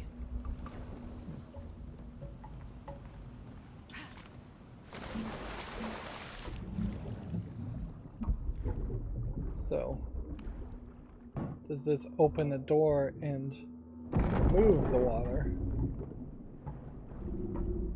Yes. Missed does. something. Okay.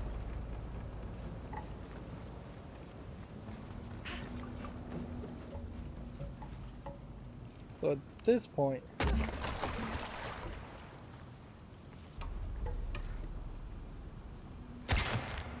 There we go.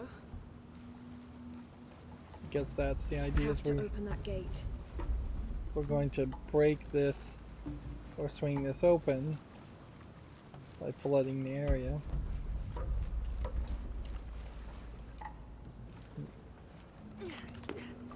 Do we need to open that arrows gate. in an area like this when you get infinite arrows when tethering? I don't even think that's part of playing on easy. I think you get infinite arrows no matter what.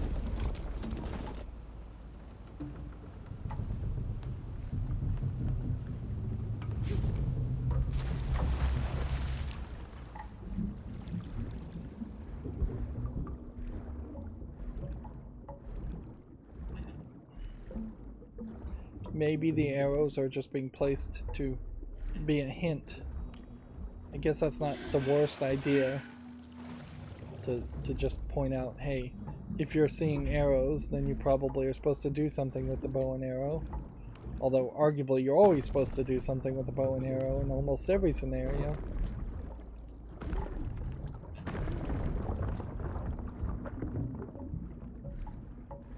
Yeah, on some level, I might appreciate this game as much if it was just Lara Croft Bow Hunter. If it was just a straight up, here's a hunting game, we're going to hunt regular animals, not magical, like unicorn type creatures, and you're just going to be in some kind of Crystal Dynamics, Square Enix asset flipped. Oh shit.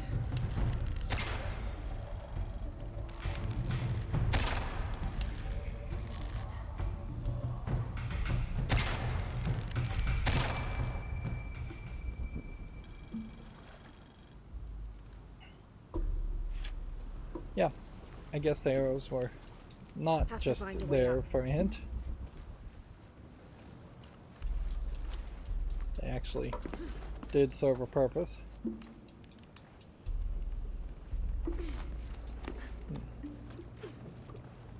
Have to There's find a nobody way up out. here.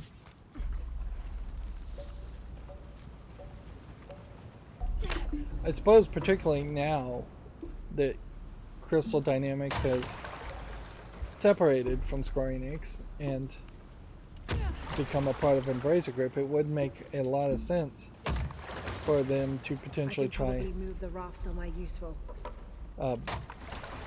buy themselves some time and have a mini game where you're just hunting animals in open world hunting areas. You could take all the open world hunting areas as far as the actual physical level designs Have to find a way up. and am I going up?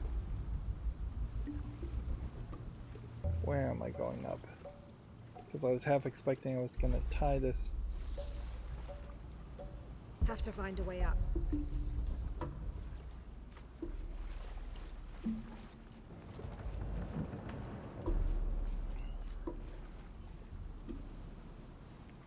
Gonna kind of hope that this is the right location. It seems like maybe they've designed it so that any location would be the right location. Let's just hope that works. In the same way, I would be fine if Crystal Dynamics did just have a walking simulator educational software thing. Although the history of educational software is a real sad one in the fact that schools never...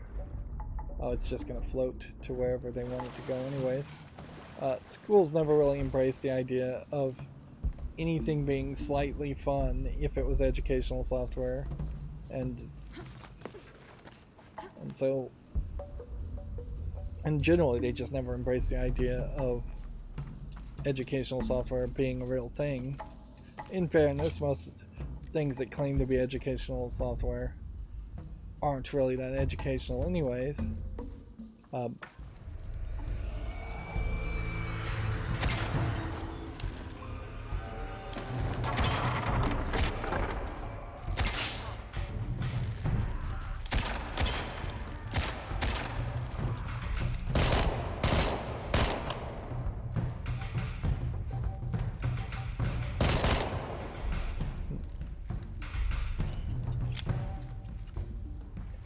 I wish there was really only one bullet type in this game. It's ridiculous that they're pushing me to use a shotgun on these characters now.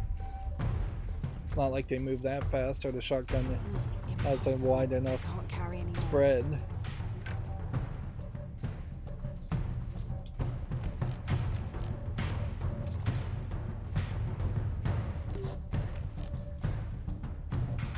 Still just trying to have a full inventory of weapons, secondary weapon abilities.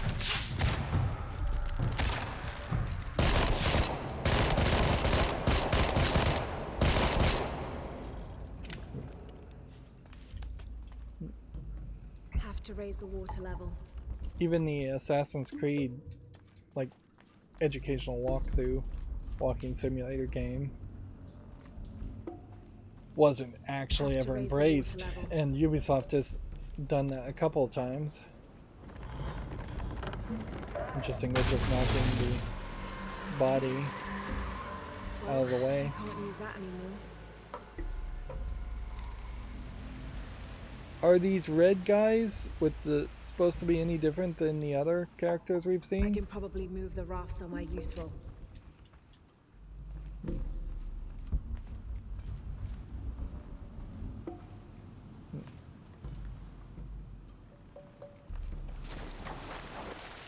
I can probably move the raft somewhere useful.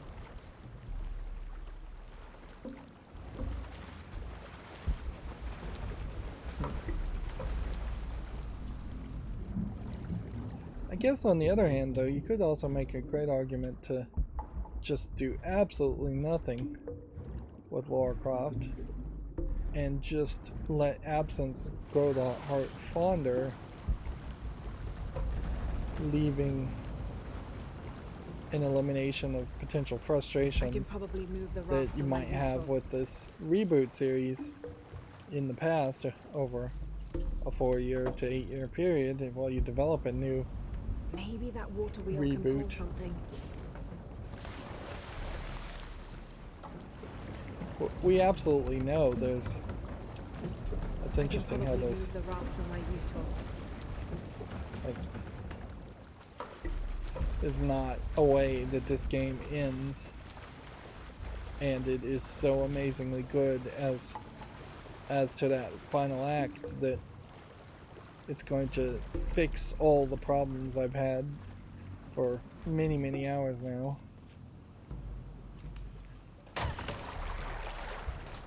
Okay. So you hit it in the water, and then current is just going to take it wherever they really want you to go. I can probably move the rafts. I don't have enough space for that.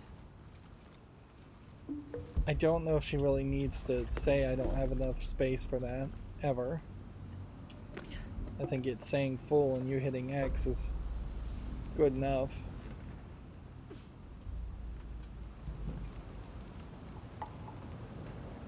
I can probably move the raft somewhere useful.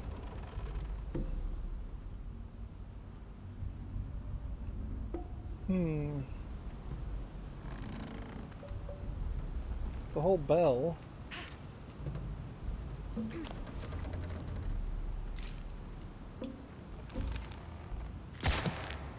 See what happens when we pull that. Nothing. See what happens when we pull that. Nothing. I can probably move the raft somewhere useful. Where did the raft go?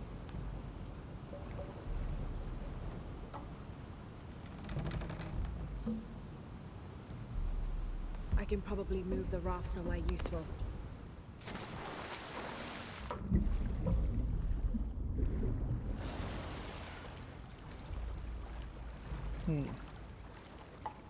So does this raft actually have just enough go space for that. in a circle?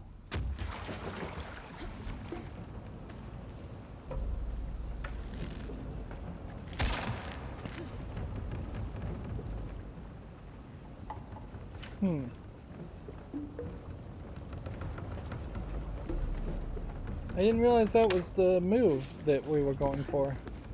Have to find a way up.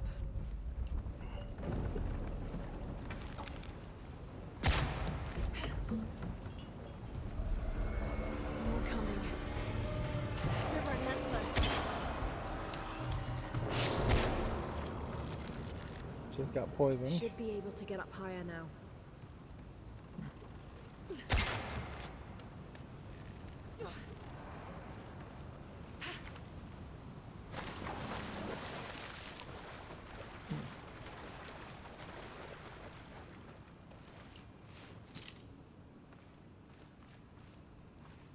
So you just have to wait for it to go around. And that pulled it, and I assume just raised it higher. If it didn't, and I have to do it within a certain amount of time, which is Can't carry anymore. somewhat believable.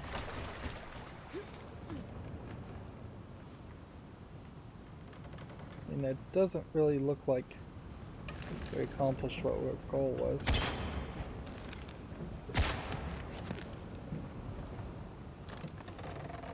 Yeah.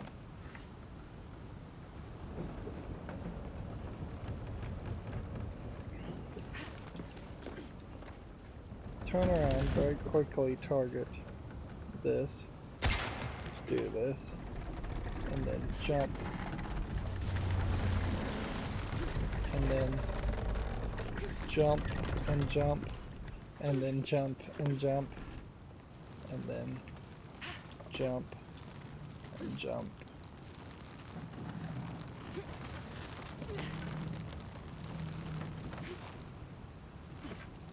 Alright, so how much more time did we have? Interesting that there's a whole rope slide on that too.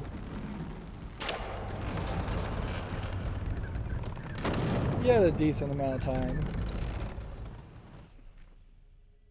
Did we miss any collectible? I hope not. But it's kind of hard to tell. And this really should be the last of everything as far as the challenge tombs and the extra abilities. There'll almost certainly be another quality of life ability that doesn't really matter unless it's just increase your damage. This was an honor to be laid to rest here. Increased chance to knock out melee downs with axe attacks. Yeah, I'm not even sure that's something you actually would want. We did get an achievement. Complete all the main challenge tombs. 16% of players have done that achievement. Which is to point out 100% minus 16 have not. This is a fast track way out, but I don't know how much of a fast track way out it really is going to be. Because from this point, probably would just be easier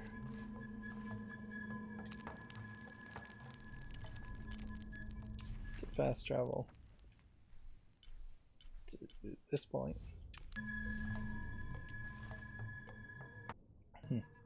We're still, for a challenge, looking for a crypt. Audio glitching as we exit and load out also. It's funny, the audio doesn't mute when you're... I don't have enough space for that. It won't mute when you're... let's go get this survival cache. There. When you're paused. But it will mess up and mute.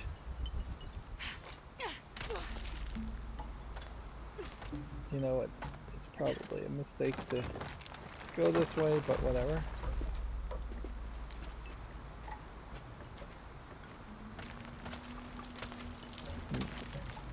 It'll mess up and mute when you're loading or fast traveling.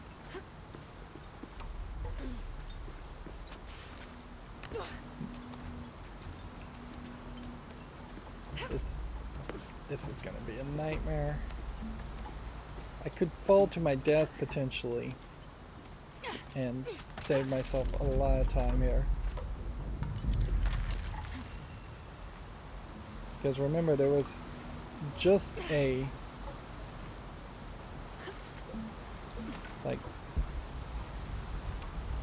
it was just a guard stopping you from walking the other direction across the bridge.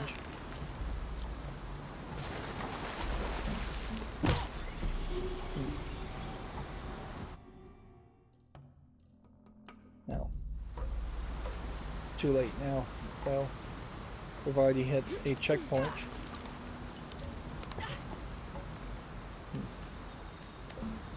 I guess that does go to show that you can't just willy-nilly try to pretend like you're going through the motions on these climbing sections. They are actually going to make you put some effort into it.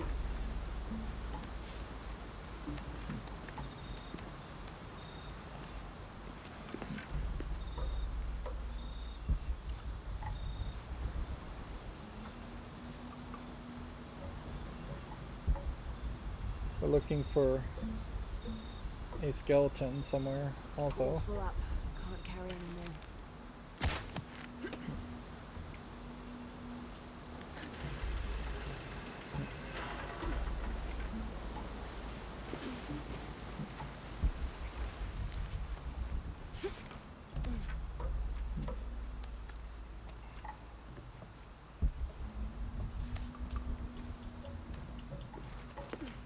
The other two skeletons I were don't have enough space for that. fairly out there.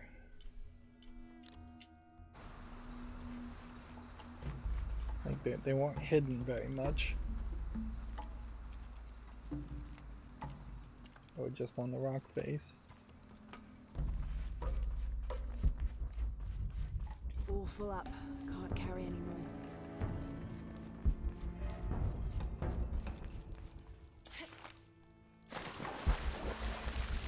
This survival cache actually probably is gonna be fairly easy to get. Just gotta swim to it.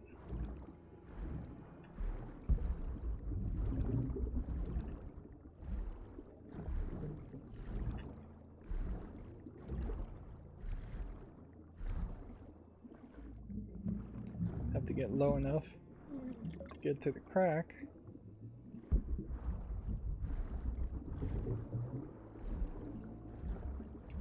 See, drastically different experience here without the red leaves and way darker.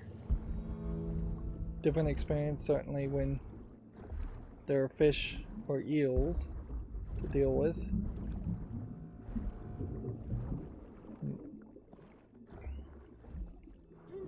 Otherwise it is mostly just a time waster of an experience.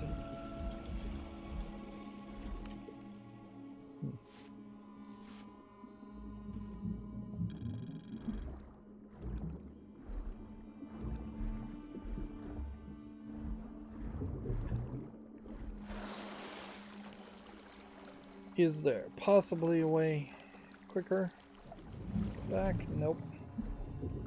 It does feel like if you went under the first time, it would make sense to go over on the way back.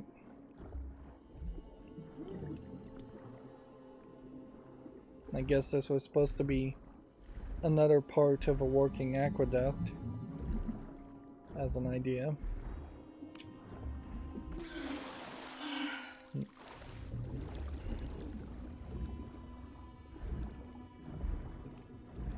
Man, is there just nothing here? It's kind of like a spooky house where nothing ever jumps out at you or is actually scary. I played a game a long time ago, many years ago, called Gone Home that was very much like that. It was a very atmospheric game that I think it was probably intentionally designed to make you think that it was going to be a spooky game, and there actually was just nothing scary in it at all.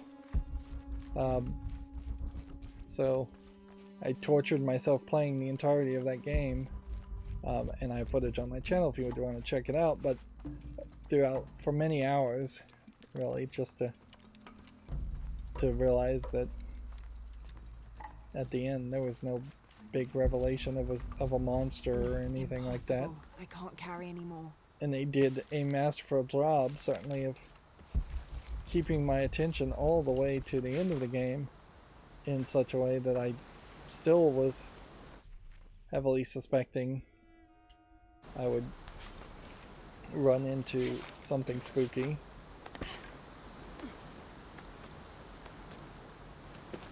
Even at the last moment.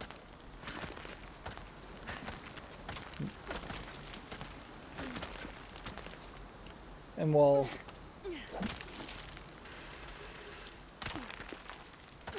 Gone Home succeeded at doing that, this game is doing it in a very poor way.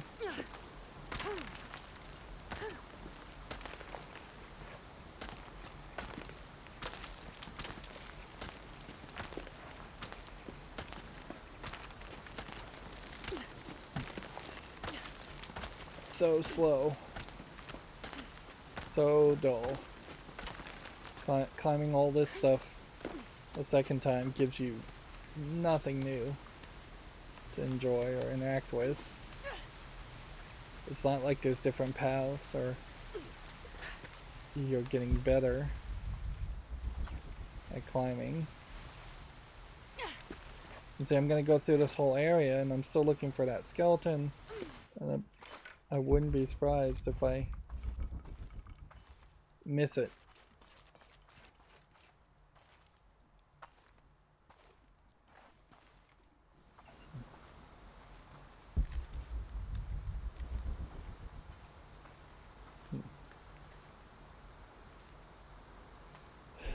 Well, I think we, in the story, swung to this part, so let's go down here and investigate this part.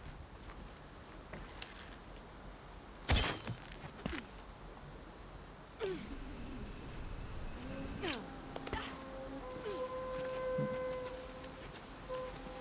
don't think that did anything different.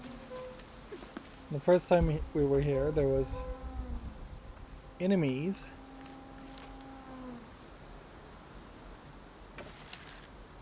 You would have been stealthing. So swinging to that part versus swinging to this part's not really doing a big difference. Impossible. I can't carry anymore. You would think that this door might open to something, but so far I have not seen anything. Maybe a DLC tomb. Impossible. I can't carry anymore.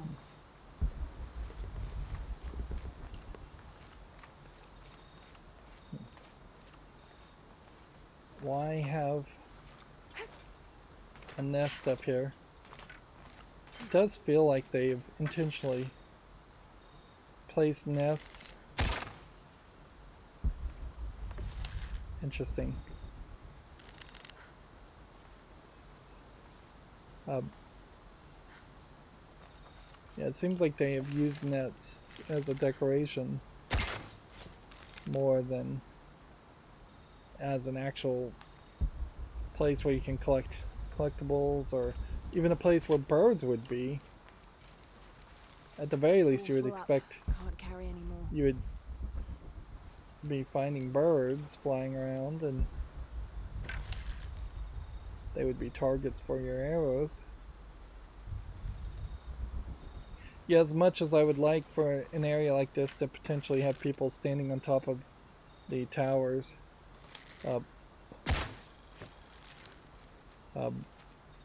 so you could target and shoot them, at the very least you could have more birds flying around to do the same.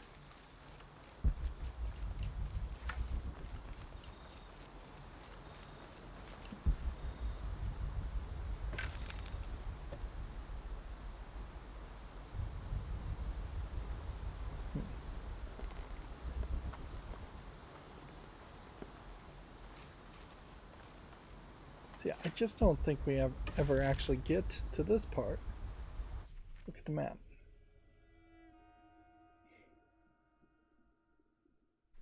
Challenge says 3 skeletons knocked down. Which, knocked down does imply to me that you have to be swinging and climbing.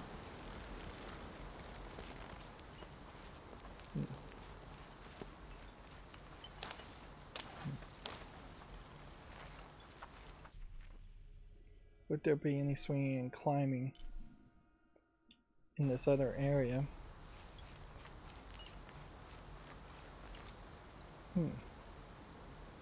Well, weirdly, there's a survival cache this way, so we will take the survival cache.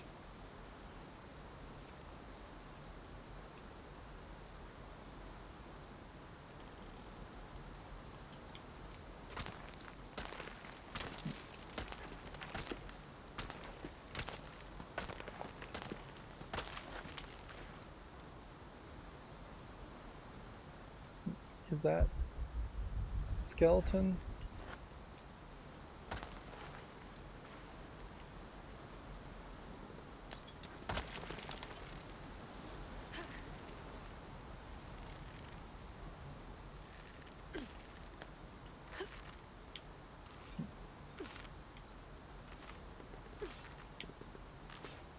That doesn't seem like it's really what they want me to do.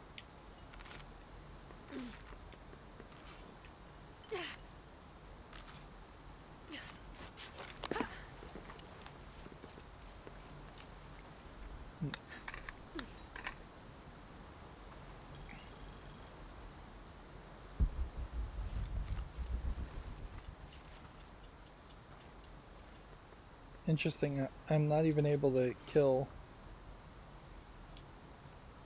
the bug here.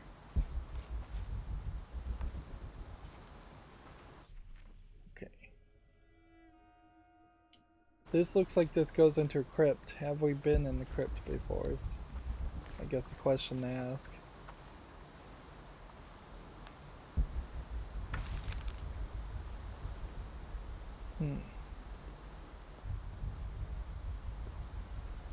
Well, it doesn't seem like we have much of a choice. Anyways, so let's go in the crypt and see if we find something in this crypt. I don't really recall seeing just dead bodies here. Plus, if we look here, it doesn't look like we found any collectibles, and so there almost certainly would have been a collectible. That not being broken.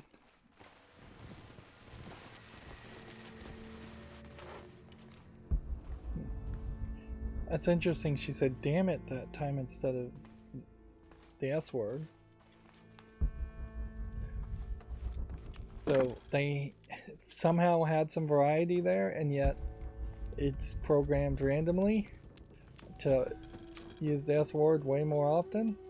Kukulkan departs Paititi during new moon. Kukulkan returns with several other outsiders during the waxing of the moon. They argue. The next morning, the entire group, now in better spirits, leaves in their obsidian birds.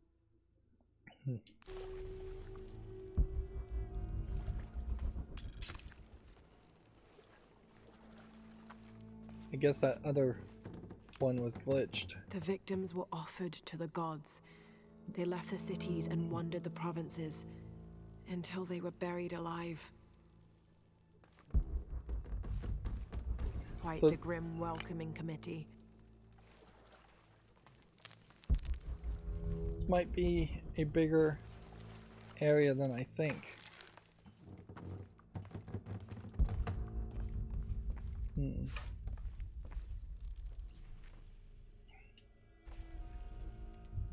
So I guess we'll just potentially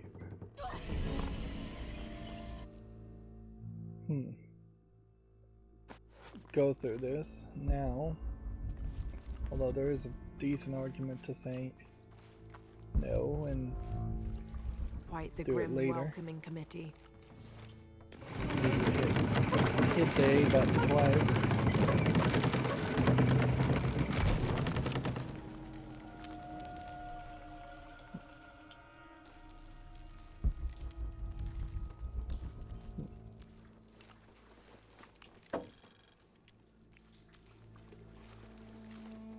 So yeah, unless this is just a trap, seems like this is going to be fairly easy to at least get to this point. We now have to find another way out. another outfit. Are we going to find the skull to knock down in this section? I don't have enough space for that. The Speak of the Dead challenge is now completed.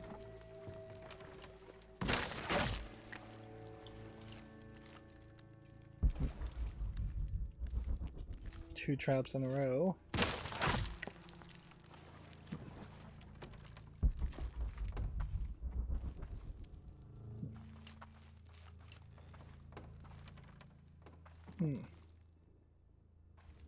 Which way should we go? I see. Saw a These mule traps this are more way. complex than I could have imagined.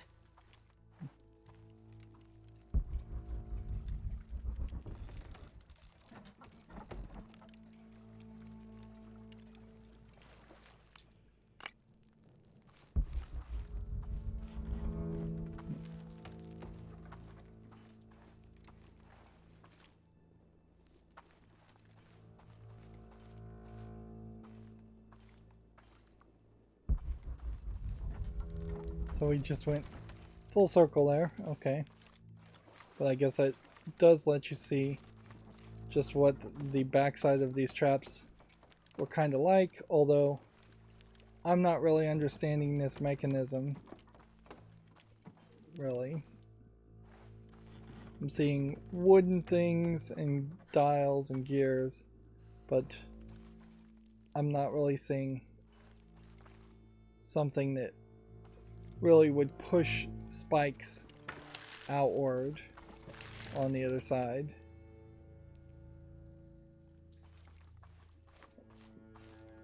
Yeah. It doesn't logically seem to make much sense to me. Hey, here's that other thing. Skeleton.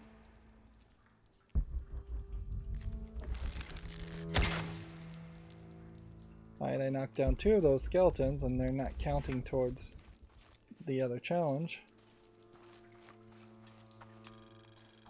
So they're not in here. That sucks that they'd reuse it if it wasn't going to count. 96% May Quispe have complete. acquired a surplus of foods, supplies, and comforts by the time we meet him in the afterlife.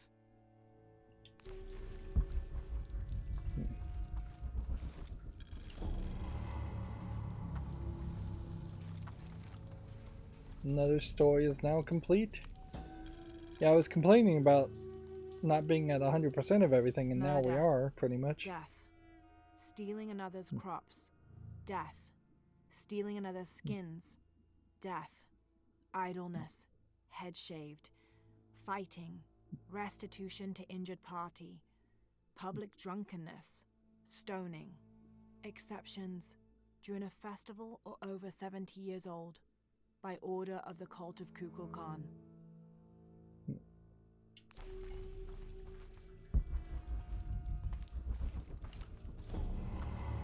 So, the Yucatec language is now at 100%.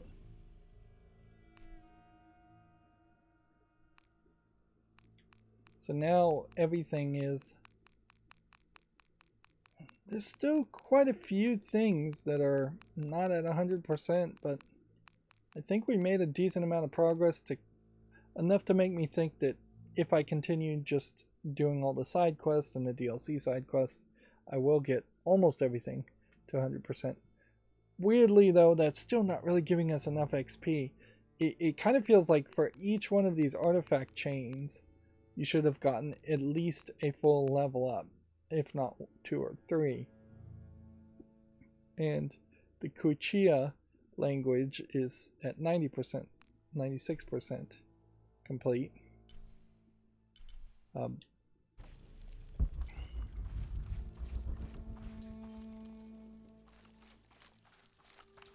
So I think we'll get the language to 100% at least. Well, I'm feeling better about this episode, but once again, this has just been an episode where we've bent over backwards to avoid moving the main story forward. Gotta be careful here. I really want you to accidentally die.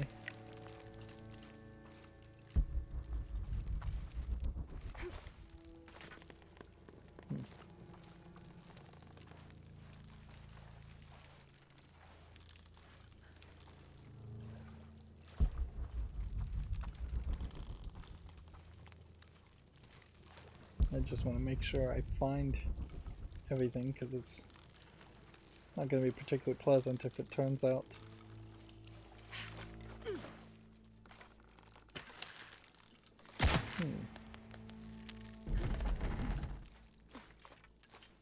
Interesting. 2 of the same pathways, it seems.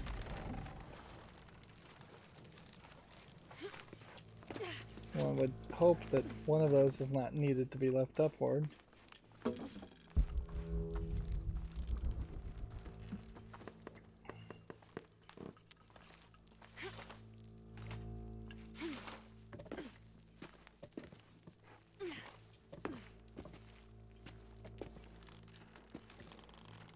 Whoops.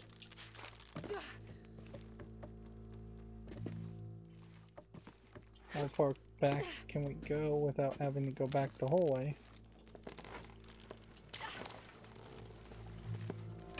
Seems like you have to go the whole way back down. Alright, so on that you climb up there, then you go up there.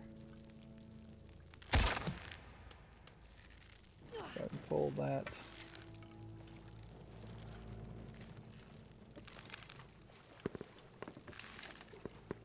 I'm hoping I'm seeing all the places. I guess maybe the white rock here is supposed to indicate that you're supposed to go upward, but it would really just confuse me had I focused in on that white ceiling.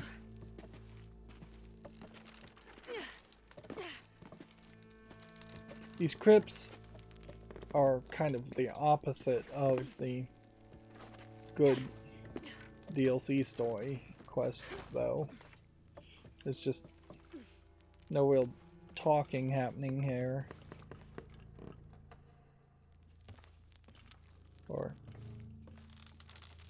any story revelations or any characterization.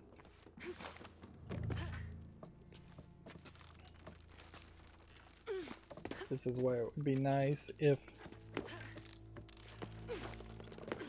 if there was a monologue that Lara Croft would go through. It's kind of interesting that games haven't embraced that idea much, that you might just have scripted monologues that a character would say as you're idling and climbing somewhere, and it would just be kind of like a chronological talking to yourself experience that happens anywhere and everywhere in the game. I think that would be kind of interesting. The only game I can really think of that is even sort of like that would be the Telltale Poker Night at the Inventory 1 and 2.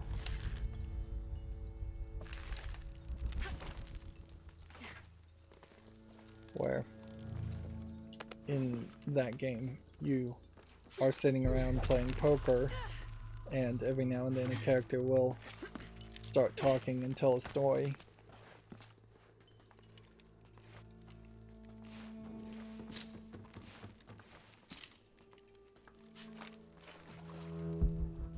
Okay. That was that for that. A lot of quietness.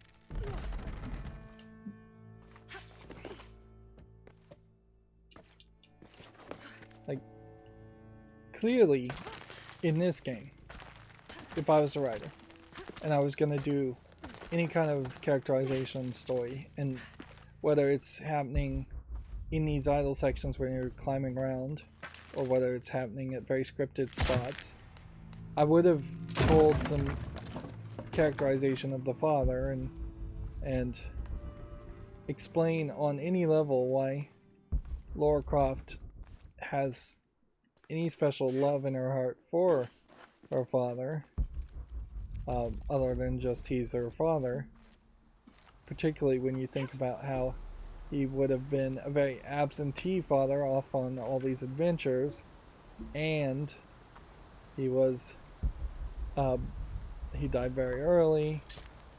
Now I can kill that spider. And he's British, and let's just be honest about it, the stereotype of a withholding British parent exists perhaps for some reason. I think particularly the father. I have no idea how I'm supposed to leave this section. Seems to me like the move is to do that.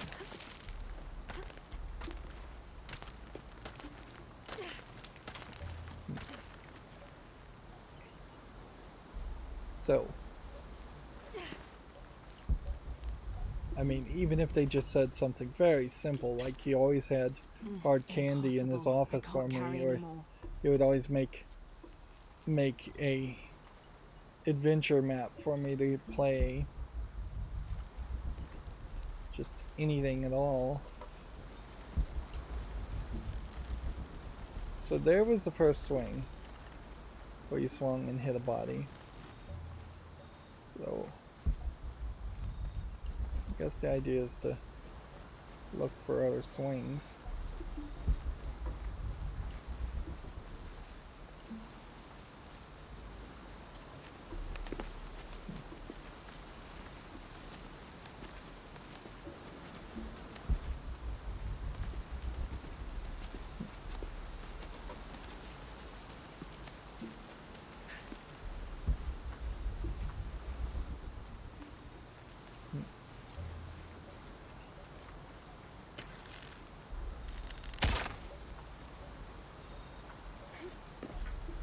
See, there's like a whole invisible wall here. I don't see a reason why. Look at this, it's climbable even. That is weird.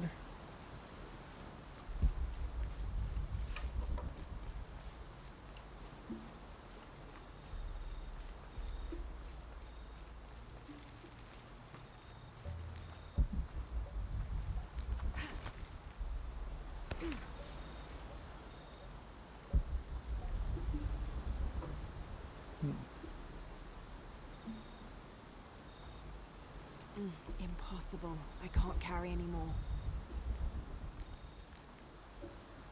Is there particularly a swing over in this section? You know what I think it might be?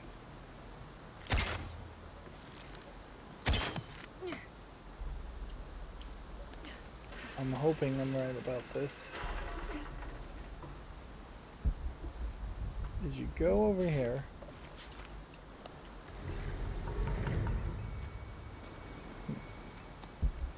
And maybe behind some of this. There's a skeleton.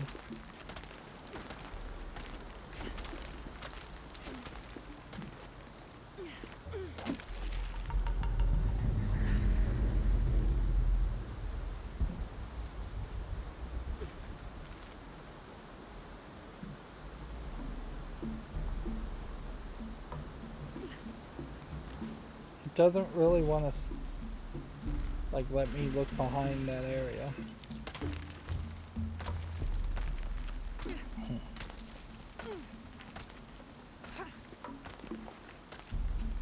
Very distinctively it said knock a body down.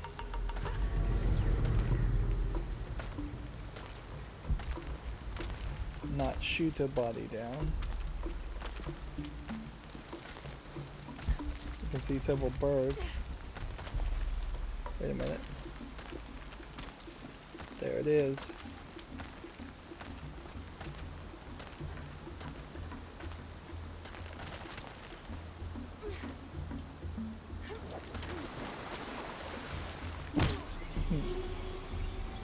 Well, I found it.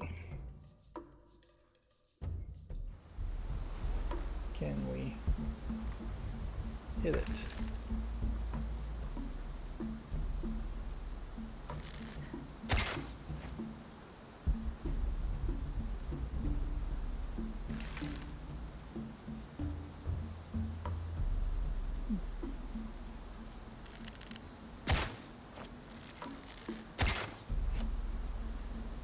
I don't think it's gonna let me shoot it.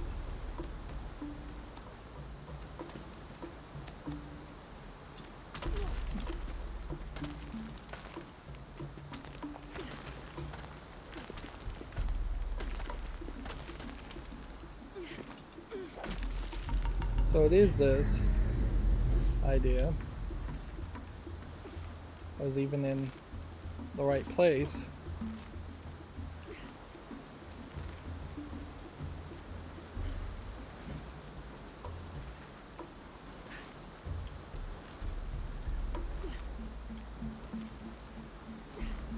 I want to hit this and knock it down.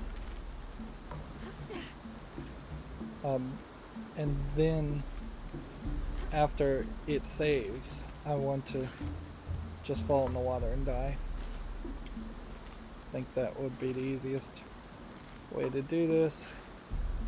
Let's just go lower.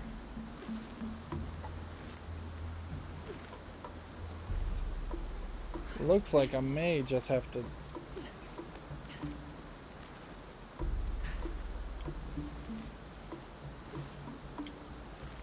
jump.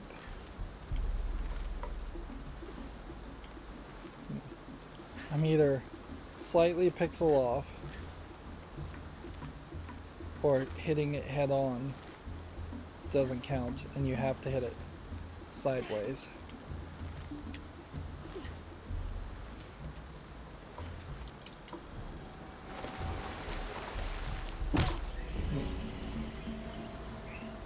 Challenge complete. We got 100 XP for that.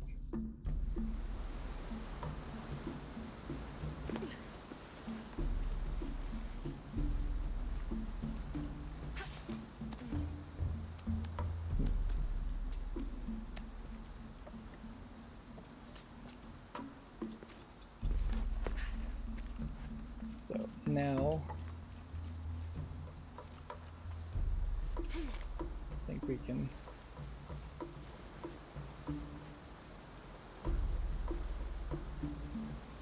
can we not slide back?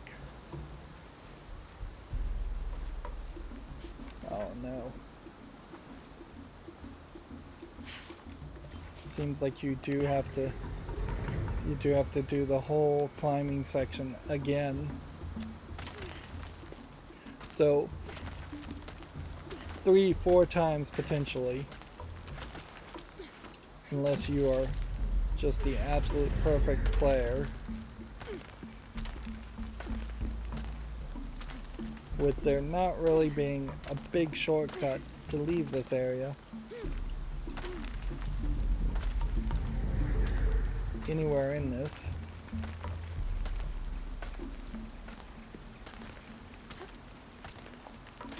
Yeah, what was I saying about the game being repetitive? Clearly the game just is wasting your time. It's not respecting the player's time to any high level. More and more, that is the narrative and the way to phrase it as we go forward, is games need to respect players' times and the fact that players have an abundance of choice, and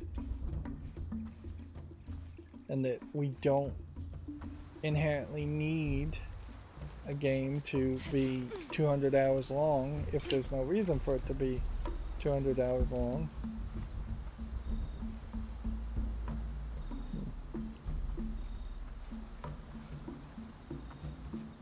Where does this go?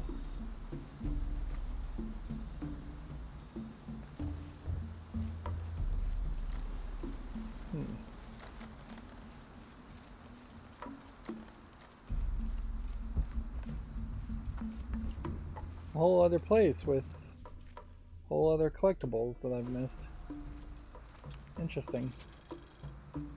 Dressed in native garb, we entered the city. Those I've healthy missed enough that to resist several our advance times. met us with How many other spears. things have I missed? We bowed and told them Kukulkan Khan had sent us to cleanse the city of sickness.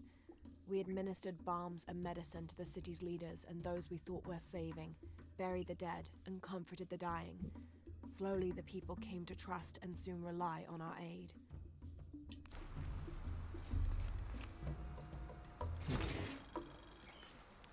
Map of search areas. They have several sites all over South America.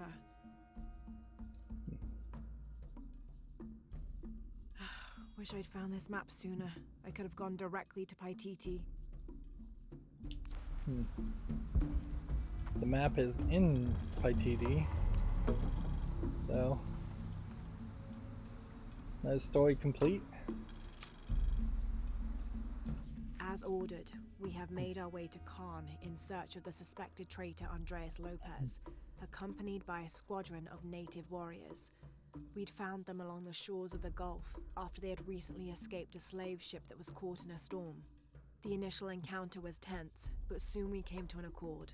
The warriors agreed to accompany us through the jungle, on the condition we made a detour to several other outposts to enlist more of their people and that we would keep them from being enslaved. We found that altogether satisfactory, and soon set off. Alfonso Ricci, Order of Trinity. Now, isn't this part of the story that happened a long time ago, so why is it being written like it's a brand new note by Trinity with that art? Isn't Lopez the guy that formed the mission? Like, would have had to have been at least 100 years ago, I would say, if not 2 or 3.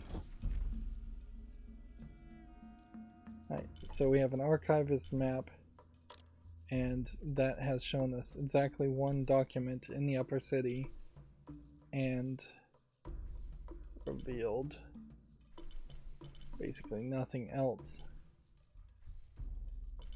Again, unless this would have marked a survival cache here. I think this highlights the problem with this game. One of the many problems of this game is that there's a whole section here that I just walked past and didn't see. I was, for some reason, multiple times. Like, I was up here. I was looking at this bird this nest. I was going into the search mode, and maybe that's part of the problem, is that the stealth mode and the census mode just does not highlight this bridge, so maybe I was not paying any attention to it. I almost wonder if this bridge wasn't here before and it's just magically appeared. Which, yeah, I suppose if this was like Assassin's Creed, where everything in the game was storyline-wise in a simulation and you are unlocking more of your memories, your genetic memories, through that simulator, I can't carry anymore. then a bridge appearing might make some sense.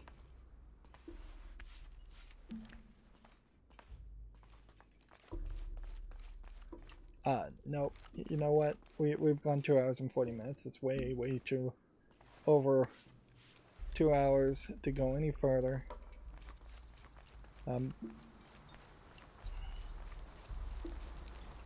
So yeah. Next episode, we'll get this document, we'll get this cache, and then we'll try and move the DLC story side quest forward of 2 graves. Then we have the other side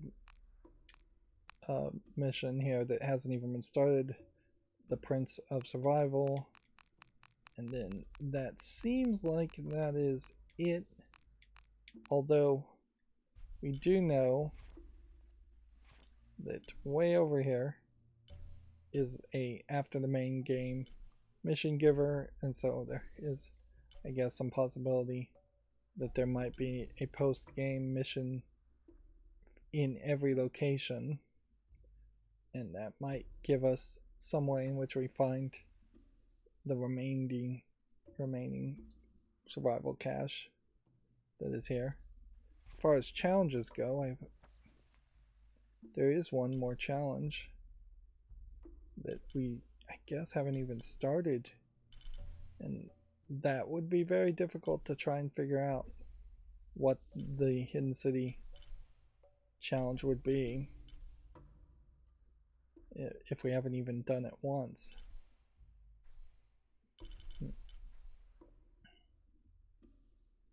Yeah, it might have something to do with the upper city.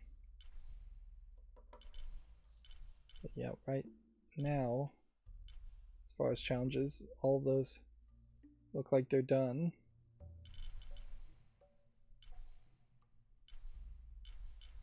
I don't think we've done too much in this area over here, but I doubt these side, more narrow sections would have a challenge around them.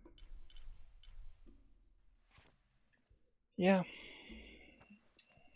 I'm happy that we've made a lot of progress here, but it is a double-edged sword, certainly, in that it has just pushed me to continue to find more collectibles, when really I should have just been doing the story quests. And I can't even really see it because of the background and because it's faded out, but it seems to me like we may have a complete collection of all the outfits now.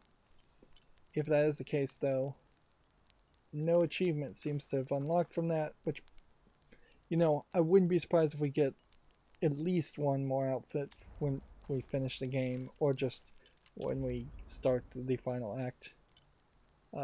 As far as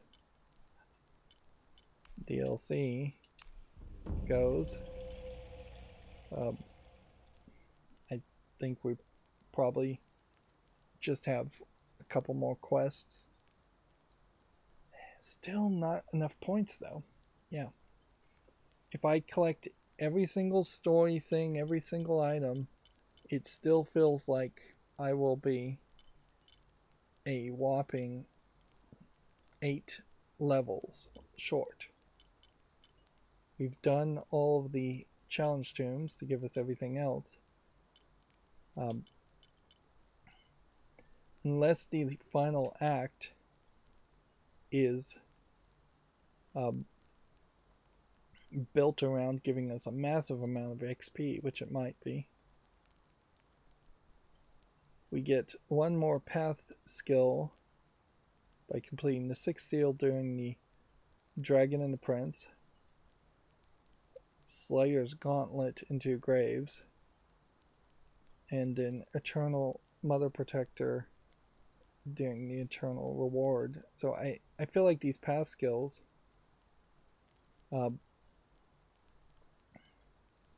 mostly seem to be based on doing DLC content. Well, these first two really aren't. Let's see. Create a cloud of hallucinogenic vapor around Fear's impact.